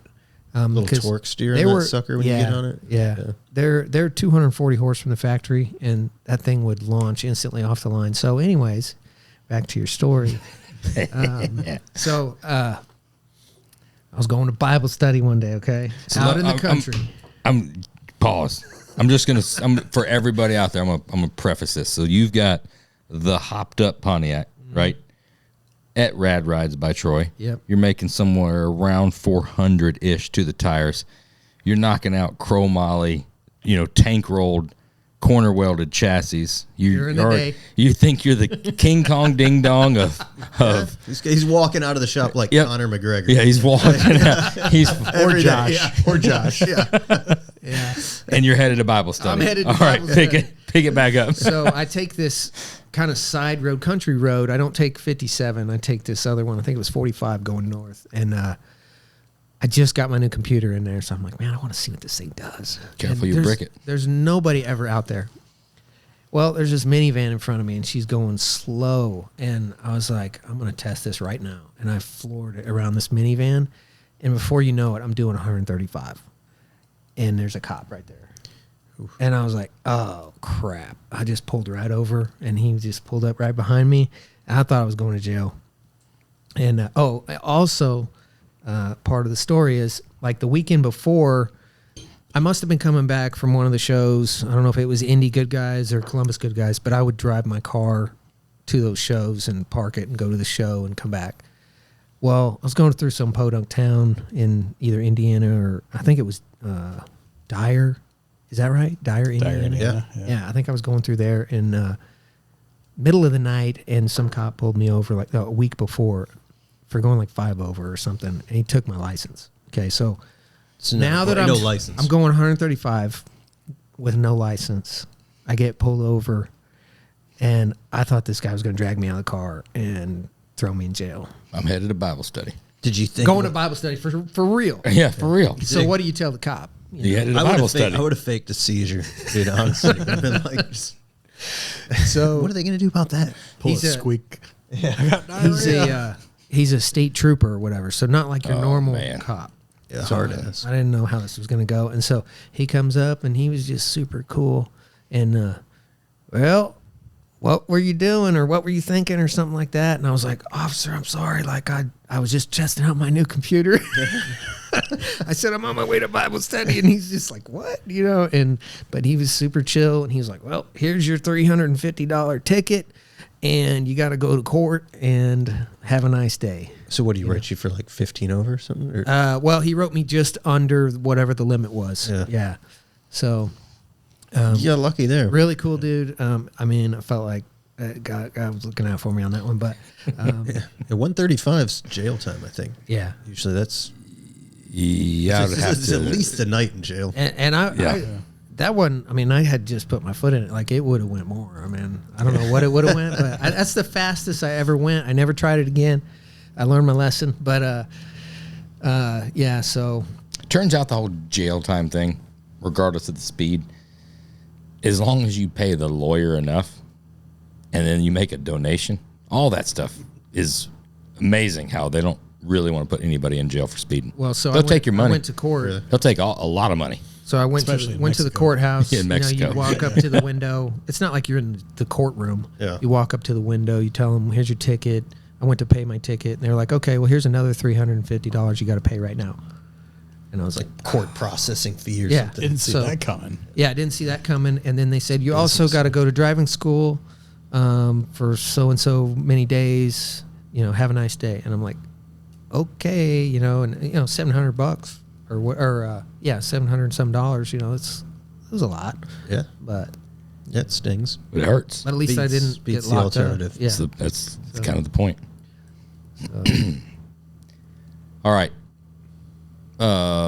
Deviating just a bit, a little new one. New standard question. This is going to be a standard we're going to ask everybody. So it's currently not standard. Currently not standard. It's brand new right now. It will be standard. I know the standard builder answer, what that's going to be. I don't want the standard builder answer. Assuming you get to the point, and I trust that you will. I can see it. There's going to be a time you have the means to have a car built, and you're not going to build it. You're going to hire somebody to build you your dream car. I like this one. What's the shop that you hire to build you your vehicle, And why? and why? And what's the car? Well, yeah, of course. Dude, great question. Great question, huh? Yeah. that's a hard one. Yeah, I know. That's why it's a good question. no budget? We only No no budget? budget. No budget. You're hiring somebody to build it. There's no budget. And I don't care. It don't even have to be in this industry. Like it, whatever. You're having somebody build you a vehicle. What is it, and who is it? What is it? I like the exact. I've actually thought about this. It's a good question. Yeah.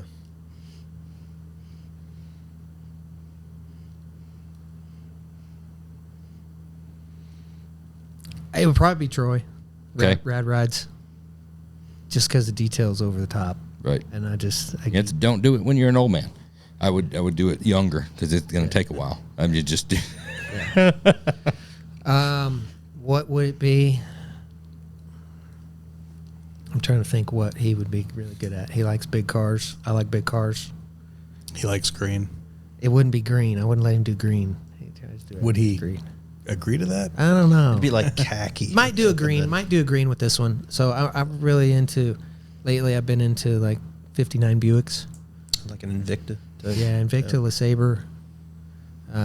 Actually, I've got one. I've got two actually, but a coupe. I don't have a coupe yet. I got two convertibles, but I like those. I think he could do one of those really well. That's gonna be a big money car. You're gonna have to sell a shit ton of crater makers. I mean, that's a lot of trim. That's a big best-looking car. ugly car. Yeah. Oh, it's I would such a request good-looking a car. Roadster Shop chassis though, because I don't believe you guys make one for that yet. We do. We do. Do you really? Yeah, we do. Yeah.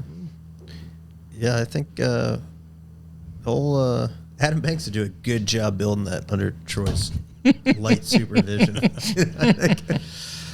Yeah, those guys do a good job. I mean, just kind of pay it back, I guess. Yeah, You know, for I sure. don't know.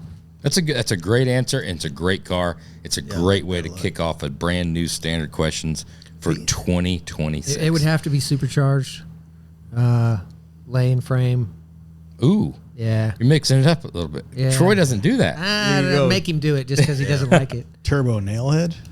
Maybe because he can do that well. Yeah. Yeah.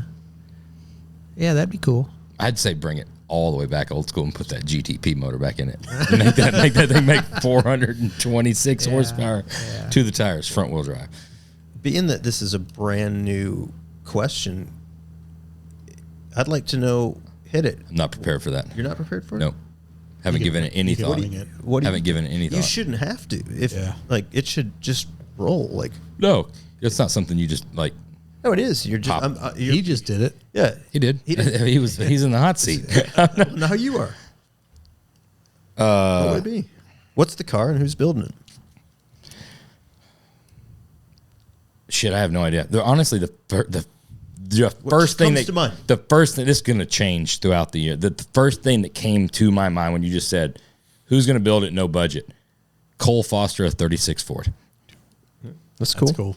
Just Okay, 'Cause- that's all that. That's all you need. Yeah. just cuz you know it's going to be fucking cool. Yep. And honestly, that And why Cole Foster? Just because of the cool factor. because you know because if I'm going to do that, we'll take it. We'll take it a little further, right? And maybe keep going, dude. this is why I answered it the way I answered it. Not even thinking about it. You know, we all know, and everybody that we're going to ask this question knows it's going to be extremely difficult to disconnect yourself from being the project manager and the customer, and just be like, you know, there's some things I like, and just build me the car and surprise me.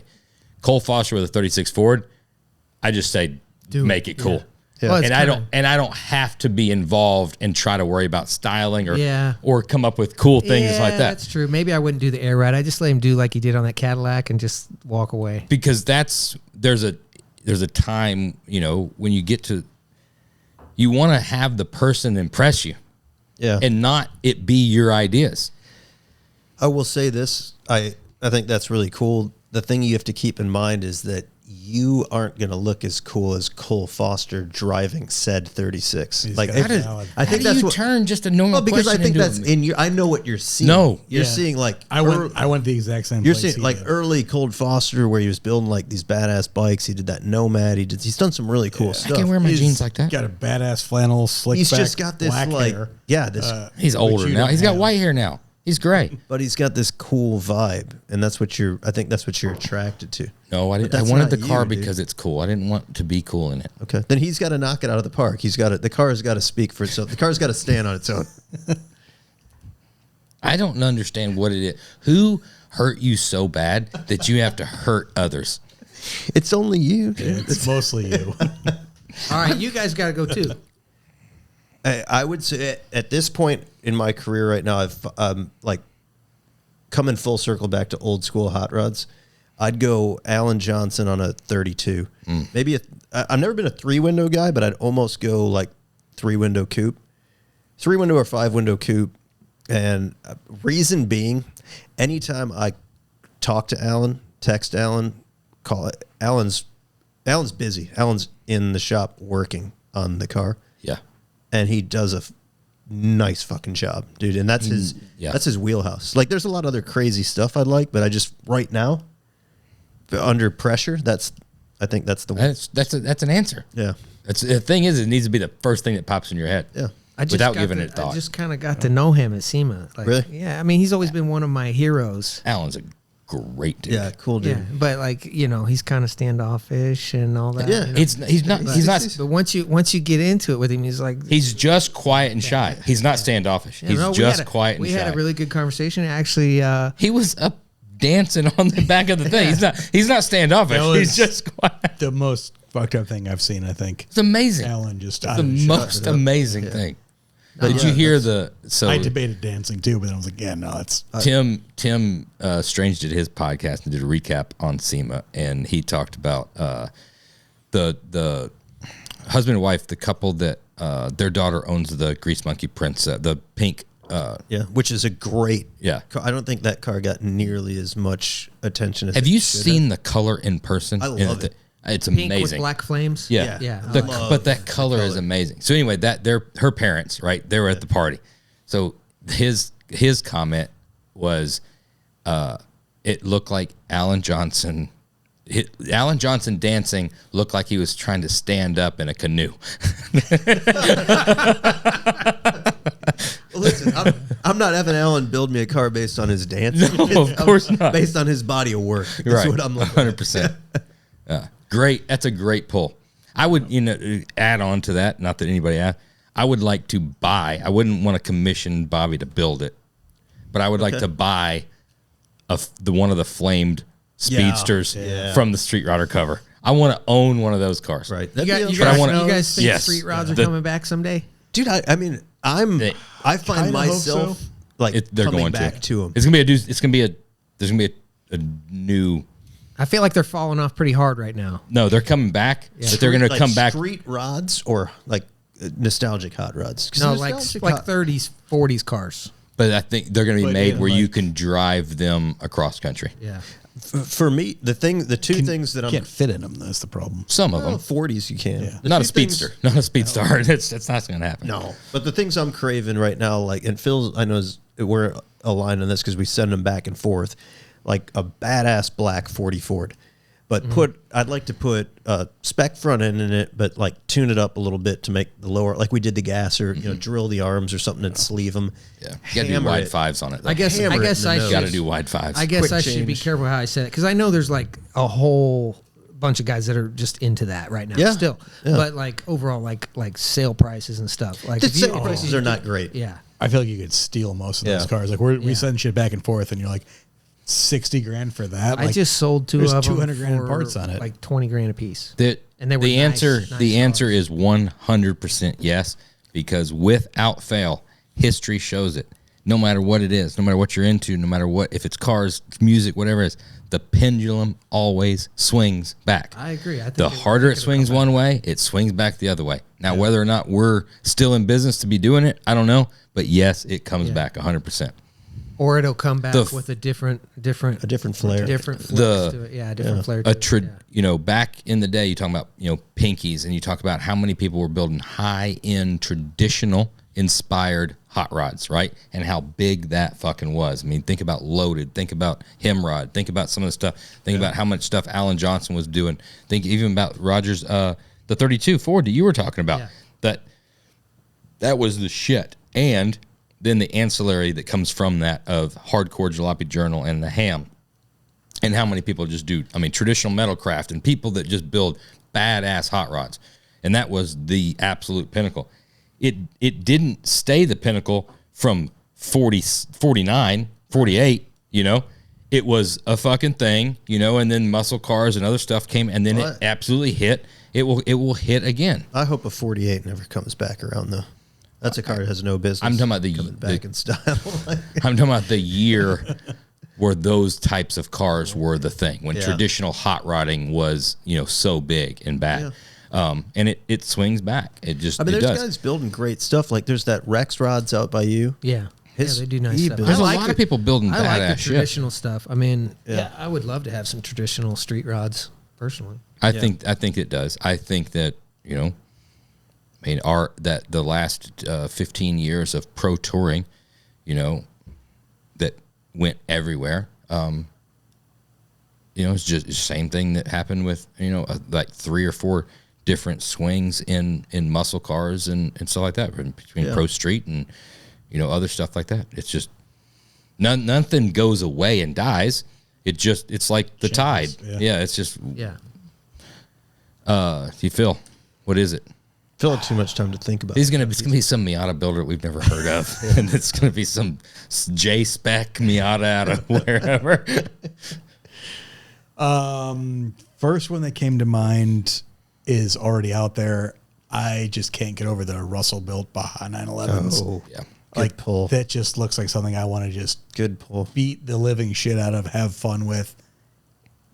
Just the fabrication quality, everything is just so badass in them. Yeah. yeah. I hung out with TJ in Vegas. You guys went and made the cool. No, I'm gonna tell you a story. We were gambling, right? Both playing roulette. We didn't even realize it was, and then we looked up. So we talked for a while. And I think you guys made the smart decision to go to bed early. I did not. So we said they're talking. He was going to send one to hang for a year, like to talk about on the podcast. But I didn't think you were going to be interested. I know you tried. You prompted that in the booth when they came by. Yeah. And there was a little bit of interest. Like it was selfishly, you were throwing that out there, not for like any business advantage for anybody other than the self-satisfaction of driving it. Yeah. No, But we you talked about presented swapping. it. You presented it so well. I was sold. We are going on to the do. concept. We're going to do a content grab and a filming session. And we're going to do a car swap. We're going to do a vehicle swap, right? All together. Yeah. Yeah. We need to get this damn Trans Am done. Yeah. And then that's a good one to swap. What with. year? Yeah. The 70. Yours? Yeah. But me and Phil's, but we're just kind of slow to get it across the finish line. But it's right there. But I like those. that'd be a great one for them to I don't flog think that thing. you 100%. That's a great answer. The one he had at SEMA 2 years ago, 3 years ago, the gray black, It's amazing. just You, the perfect car for me. I want you to have it strictly because that is the vehicle you go to jail in. Yeah, 100%. Yeah, I know. Within an hour. Within an hour. I want the call. So you're to what? In the back of Ivanhoe? That's the golf course. You just come get me. That's So, assuming there's a full tank of gas when I start. See the shortcut, huh? Those are some dudes that I just hope have so much success They're going to. with that thing. Because if you follow them at No, all? who is it? TJ Russell. Oh, Hey, I Russell do- built. I don't They do this follow them. like Baja 911s Okay. from out of the 930s, and the fabrication quality's over the top, but styling and just functionality This has been a shout out heavy podcast. is so good. And he's a genuinely Oh, look at that. solid Look at that. He's dude. been on there. Let's There just he go is. there. There he is, right there on the podcast. Yeah, okay. Those are cool. Yeah. Those are like your street. That's the light street ones, right. That's the, yeah. That's your poor man's The 911 version. light. I wouldn't say poor man. No, still. Keep It's- scrolling. yeah. Keep scrolling. You get into like the bad boy one. I think it's the Baja 911 is the Instagram page. Oh, is it? You sure? Yeah. Okay. Positive? 86% positive. It's going to be another company. It's not him. No, Baja 911. Doesn't even exist.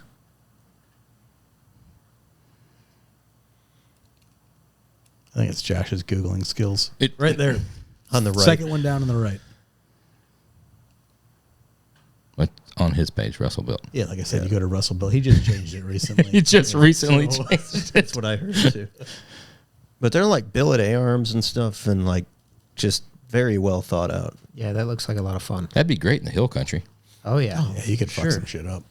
We could mount some guns on it and go hog hunting. Dude, a 50 Yes. cal on the roof? We got the connection there. Done. Yeah. 50 would be a little much. Maybe we break that 50 down cal to to flip the that 5.56. That little thing over backwards. Yeah, let's just do full auto 5.56 with a suppressor and we go. Well, that's a good pull. That's a great car. Yeah, I'd say that or having, You can't pick two. okay, I guess one then. What is it? You got to save more for some other answers because we're going to keep going. Yeah, I'll bring it back later. All right, good. Good. You got to save some more for the. Yeah, I don't know that's if you so could cool. beat that car, that color combination. I love everything about that You're one. so going to jail. Yeah, 100%. I'm at the point now where I think me and Jer should give it to you as a surprise. Yeah, do it. I could just so you go to jail. Just to show that we're not the irresponsible ones. Exactly. That'd be an expensive joke. It would be, but not It'd really. be hilarious. You guys should do If it. if you look at impound the damn car. if you look at how many times he's gonna say, "You fucking retards," it's gonna always be like, What? "Sorry, I can't hear you from the other side of the glass." Who would go to Are you- jail first? You guys for the embezzlement or me for the... We'll pay the tax. We're not going to register that thing in a Montana LLC like Whistling Diesel. Yeah. We'll pay the taxes. Yeah. All right, that was a really fun That was good. new Dude, I like question. That. Great segment. Yeah. Great segment, Josh. All right. Next up, best piece of advice you ever received. The one that pops in my head first was early on, before I hit the ground running in my business. I had sort of a mentor that I reached out to. He's actually from Chicagoland area. He has a big corporation, and he said something along the lines like, "Don't spend the money until you really need to. Like, go as long as you can. Like, I know you want all these things, but." And that's something that I think about every time I get ready to spend money on something. Still to this day, I check myself and I say, do I really need that right now, or do I just want that right now? Okay. And Great advice. So then to spin that into advice you would give somebody, a newer guy getting started, do you buy the power hammer? Do you buy the Bailey power hammer? Do you buy the Polmax? No, forget all that. You got to buy the 18-wheeler first. Well, Buy the big rig. You get the class. Or do you- to learn. do you- Well, I mean, struggle like, through it. when I was working at Troy's is a good example. When I started working there, he didn't have all the fancy stuff. I mean, he had a few little fancy things. He had, they only had a 4-post lift. They didn't have 2-post lifts. Yep. He had a Polmax, but nobody was really using it. And he didn't have a power hammer. They had a little planching hammer. So yeah, I mean, he was doing amazing things with very little. Sure. And I think that's still possible today. But I think it, requires discipline to stick to that as long as possible. That's good. Next up, if you were doing anything other than this profession for a living, what would it be?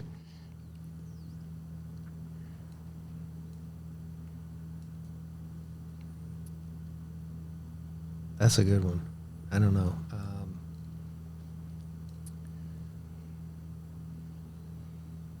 Do not say preacher. No, probably wouldn't be that. Why? My dad's a preacher, Oh, really? and his dad was a preacher, and his brother was a preacher. Is Jody's favorite song "Son of a Preacher Man"? No. Good song. I don't know, man. Maybe a race car driver. I don't know. Okay. Race car driver. That's a good I feel one. like I'm a good size for that. You are a great size for that. I'm pretty good at driving. Okay, so yeah, I mean, I can drive things with 4 wheels, but I'm not real good at 3 or 2 wheels. 3 wheels is a game changer. Yeah. Nobody It's a can widowmaker. race 3. Everybody that was good at racing 3 wheels ain't alive no more. Oh, Roger. Berman. Berman. Yeah, he was a big Shit, three-wheel out of some racer. 3-wheelers. Yeah. Really? Yeah. Yeah. He's OG, like motocross, and he raced 3-wheelers, right? Yeah. I think he's got a little hitch in his giddy up as a result of it, but I was just well, race car is good. I think you and me are both kind of built for either a jockey or a race car driver. Yeah. But Or fighter jet pilot, but I don't have the vision for it. fighter jet pilot. That's on a different level. Yeah. Yeah. You gotta be Other built. access fucks me up. You gotta be built completely I different. Never, I can. It's cool, but I could never do that. Yeah. No, hell no. Because there's no tap out. There's no like timeout. Like that would be. I think I could get like memorized a cadence for like 20 seconds of like do, and then instantly it's like, oh, whoa, I can't do this anymore. There's no way I could do it for a prolonged time. In that cockpit, you couldn't do it with a cigarette hanging out of your mouth. There's no like. There's no fume I pee-pee could break. see that. in the Valid airport. point. Trying to, like, Okay. Hold on, I got a light with my knees. You're just an asshole, honestly. Just a flat out. That was a fair assessment. It I feel was. Like. I agree with it. I agree with it. yeah, you're responding harshly tonight. You don't fly for long though. There's no vent window in an F-16. Oh, you fly long enough, dude. You can't sit through a 30-minute meal without a cigarette. How long is a flight? Like a longer than that, probably. I don't know. You're fighting bad guys. You're in the air for longer than 30 minutes. I don't know. There gotta be a way. You're telling me that. Look at how badass those fighter pilots are. I'm telling you, somebody's figuring out a way to smoke in there.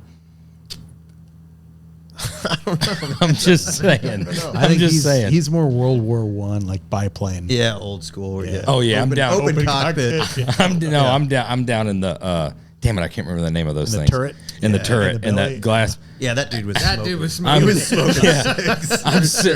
I'm sitting there, feet up. I mean, I'm just cinched in. Burnt And- like one off the other one. Yeah. I'm one off the other and soft packs in my jacket pocket.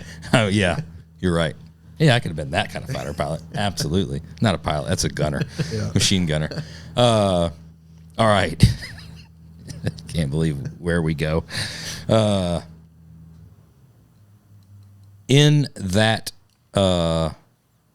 75 Chrysler Brougham, what was the go-to CD to listen to? Well, that thing didn't even have. Obviously in the G-Shock I with had the a I cassette know. player. I know. CD player in it. Everybody knows that it didn't come stock Yeah, with a it had CD it player. had an 8-track. And you. Right, but it had I a put CD. a CD player. Yeah, in of it, course. and I had like a JL 10-inch sub in the back, and some six Now we're by talking. nines. Now we're talking. So it's hooked up. Yeah, it sounded pretty good for what it was. It wasn't like dialed in. I didn't know anything about car audio stuff, but Do you probably. wanna ride? In the back seat. I mean, I liked rock and roll like anything really. I mean, but I was listening to some hip hop back then. You put 6x9s in it. So, and you said I had 6x9s in it. So and you a were 10, listening so over. to hip hop. Yeah, I had some. I don't know who it was back then. All the main Nelly. ones. Bone Thugs. Oh yeah, Bone Thugs. You know, Tupac, all those guys. I don't. You know, it's not my favorite now, but. Oh, that the question wasn't. That's not the question. Was what were you listening to Little then? Pac and Biggie. Yeah. Um, Some Metallica probably. Did I hit it? Sorry. gee. You might have. I just went real loud in my headphones.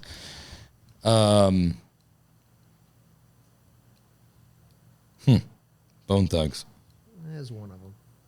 was one of them. It's hard not to like Bone Thugs. I mean, Oh, it's vivid. I got vivid memories. It was of- mostly the harmony that got everybody. yeah.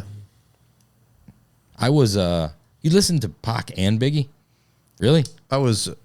Well, I mean, I That's wasn't. one or the other, It's man. Bone Thugs and I Tupac. I listened Pac. to And you were Biggie, pretty much whatever Phil played. Like Biggie Phil, sucked. Yeah, I wasn't honestly. a Biggie fan. Phil- Nobody was- liked Biggie. Phil was in I was pretty West Coast. the only. Yeah, and West Coast is where it was at. What's the armed and dangerous? Ain't too many can bang with us. What song was that from Biggie? I know the That's a song. good I don't fucking know. song. Yeah, it's beat. Juicy? Yeah, Yeah, maybe. No, that was Bone and Biggie. And there's Bone and Tupac. There's a They few bridged. good. Yeah, they Biggie did. songs. Cleveland really kind of brought the nation together. back Bone in, Thugs was just they late were about 90s. harmony. Yeah.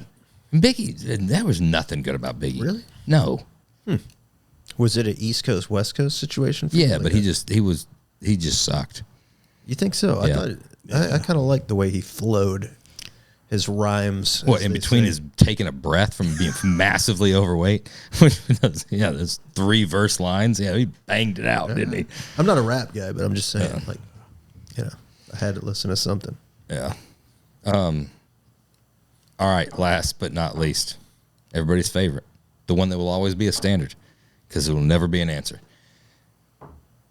Burt Reynolds or Sylvester Stallone? As a person or car? It's a Total As an package. entity. Don't even worry about the car. Okay. Overall, I'd have to go with Sylvester. wow. I knew I liked Levi. Wow. Man, It's Wow. most of the talented it people is. are kinda- Yeah, I'm finding that. I want everybody that voted for Burt to listen to exactly what Phil just said. I'm not worried about me. I'm worried about everybody else. Well, it might change people's answer moving Yeah. forward. You gotta set the precedence. Really? Yeah, dude, Stallone crushes him on all fronts. yeah, I watched some driving videos. You know, the Trans Am comparison. I thought you were going to go there, but No, I it would just say- is. It's just yeah. in the general. Yeah, just in general. Person versus person. Stallone, yeah, definitely. That's an answer. That's fine. It's that's why this question is so good, because it literally, you have Well, no idea. It's divisive. It's divisive. It's almost like a Democrat Republican level of divisiveness. 50% of the country. It's about like that. Levi, it's been an absolute riot, man. Really fun time, and I had a think good time. that, dude, we're 3.5. So Dang. 3.5. We beat that's Miguel. that's a record. Before we let you go, where are things headed? What is new with Hammer Fab? What should people be looking for? So we're coming out with some new products for F bodies. I like F bodies. The newer ones, 3rd gens, 4th gens. I got a couple 4th gens. I love them to death. Cool. I mean, I think people are missing out if you don't have a 4th gen.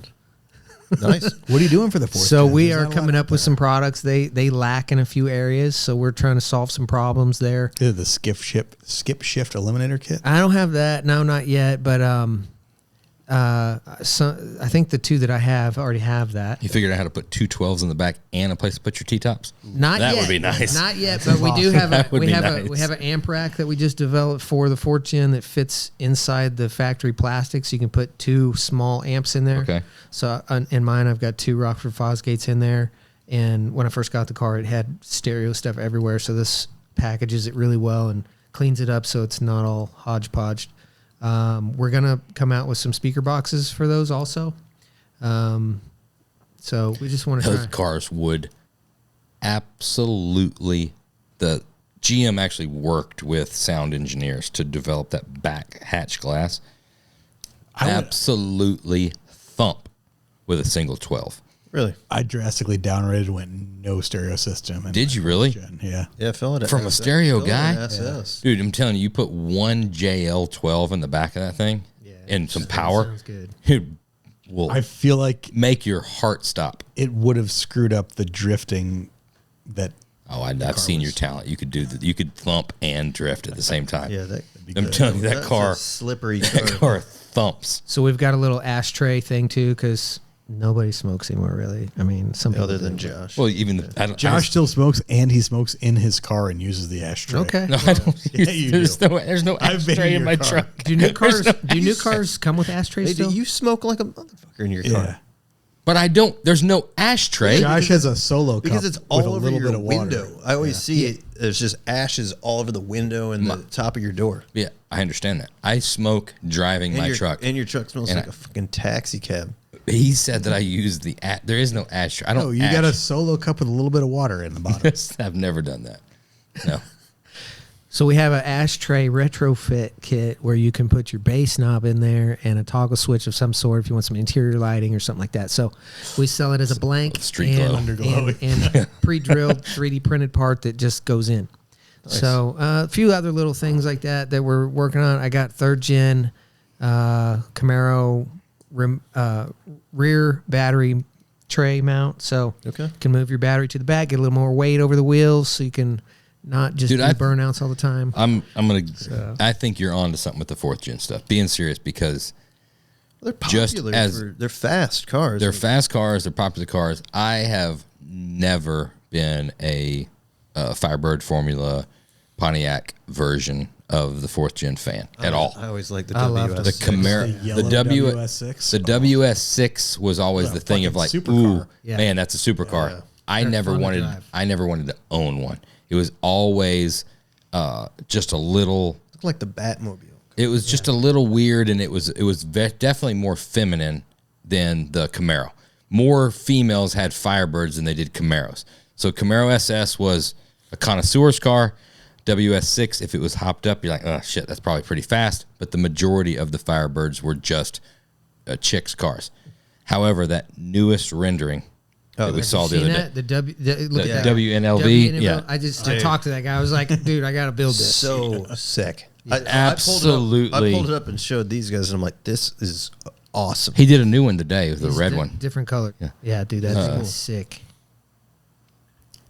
I could do without the roof little flare thing. Yeah, But everything else. Look at the gray one. Look at the gray and green one. With the the way gray and green one that is- hood that thing. scoop situation Right there. interacts That with the thing hood is awesome. is so bitchin'. LS9 in there. yeah. I can't believe. Oh, we're not even showing it. Sorry, we're sitting there looking, and there it is for everybody to see. Dude, why am I blank? The dude's building the car for Autotopia for Sean. Why can I never remember his name? Chris Ruffian, I always get it mixed up with Chris Rivian. Ashton, I always get it mixed up with Rivian, and then I sound like a moron. Chris Ashton Ruffian. He does from Ruffian Cars. He's designed a bunch of stuff for him. Yeah, But that is That's nasty. sick. Yeah, I would love to build that. so that's the first time I've seen the Pontiac version of the 4th gen, where I'm like, oh yeah, that's way better than the Camaro. Somebody needs to build that car. I'll do it. Do it. You should That's it. do I'm it. going to change my You should do answer. It's going to be, I want Levi to build you a Firebird. Build me that Firebird. Oh, Yeah, I love it. well, we have just a couple of housekeeping items. We have one. First up, we got to do whiskey review. What did we drink today, Phil? You brought this to the table. 1792 bottled. Oh no, single barrel. Different. We almost killed that ourselves. Yeah, we.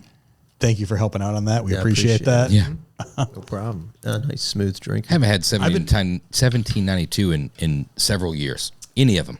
I've got them. I just haven't drank any of it. I'll find every once in a while, randomly, I'll find like one of the rare ones, the different color band on there. Yeah, like the rare one that you found the day that you didn't buy, that is not going to be there when you leave. Stupid.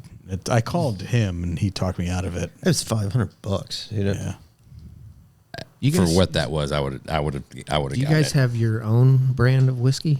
We Not don't. yet. We're working on it. It's embarrassing. 2026, man. Stay tuned to the channels.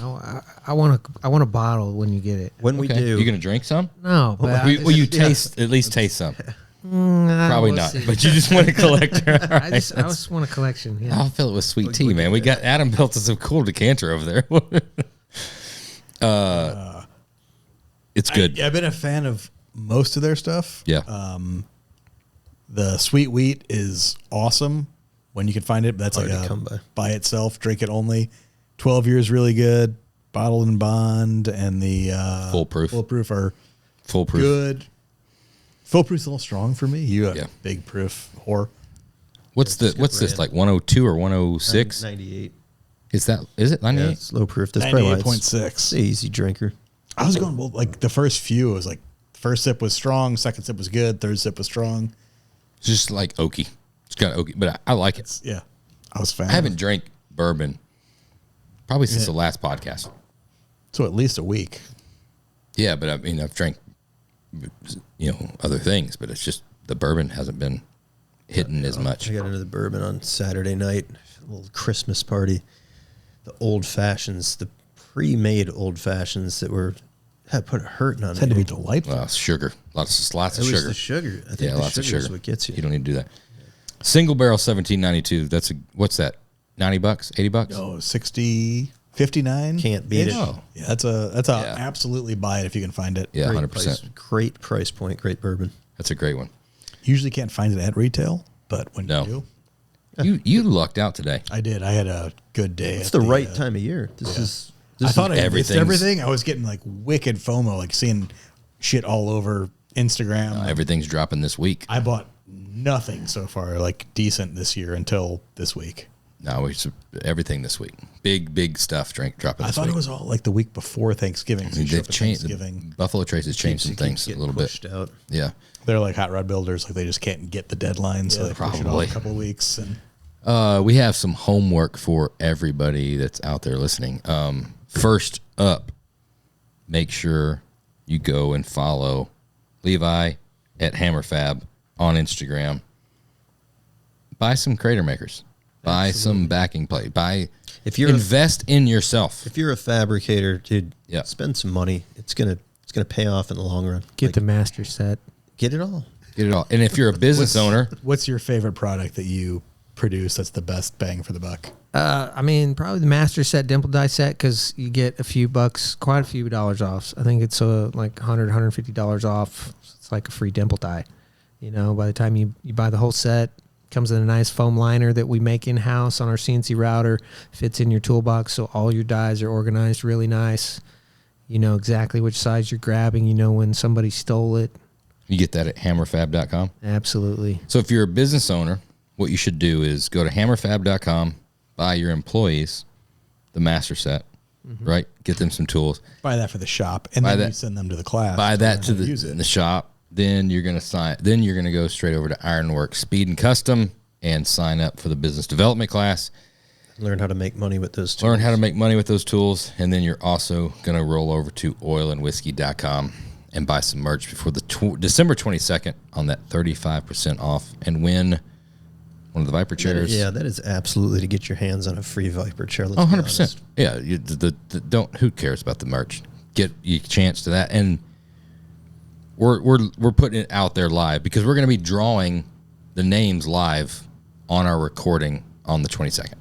So it's going to be there Live on the recording. live on the recording when you hear it. Like we're going to do it, and you're going to record it, and then you're going to hear it, but you think it's live. We're going to pick out some additional top secret items out of the studio, right? Yeah, we got some. That sounded like some excitement. You heard it here first, fellas. They are. took a second to register, but there's Yeah. some cool ass stuff here. Yeah. Could be that brass knuckle slingshot. It's not going to be the brass knuckles. From John So Jackson. Let's be honest. It's It not could going to be that. that limited edition katana gift. It's not going to be my that. son. It's not going to be the katana either. So I wasn't sure if I was supposed to bring a gift or not. No, No, there's no. Okay. There's Just every no once in a while, precedent. somebody I was brings working something. on one, but it didn't work out the way I wanted. Okay. Okay. So I'm gonna figure it out though, and I'll send you guys some. But I was working on these dimple die coasters. Oh, Okay, so Sweet. I'm gonna figure it out. Okay. And I'm gonna get you guys some. But That would be they're like kick-ass. giant dimple dies. Levi, it's been an absolute been blast, fun, dude. man.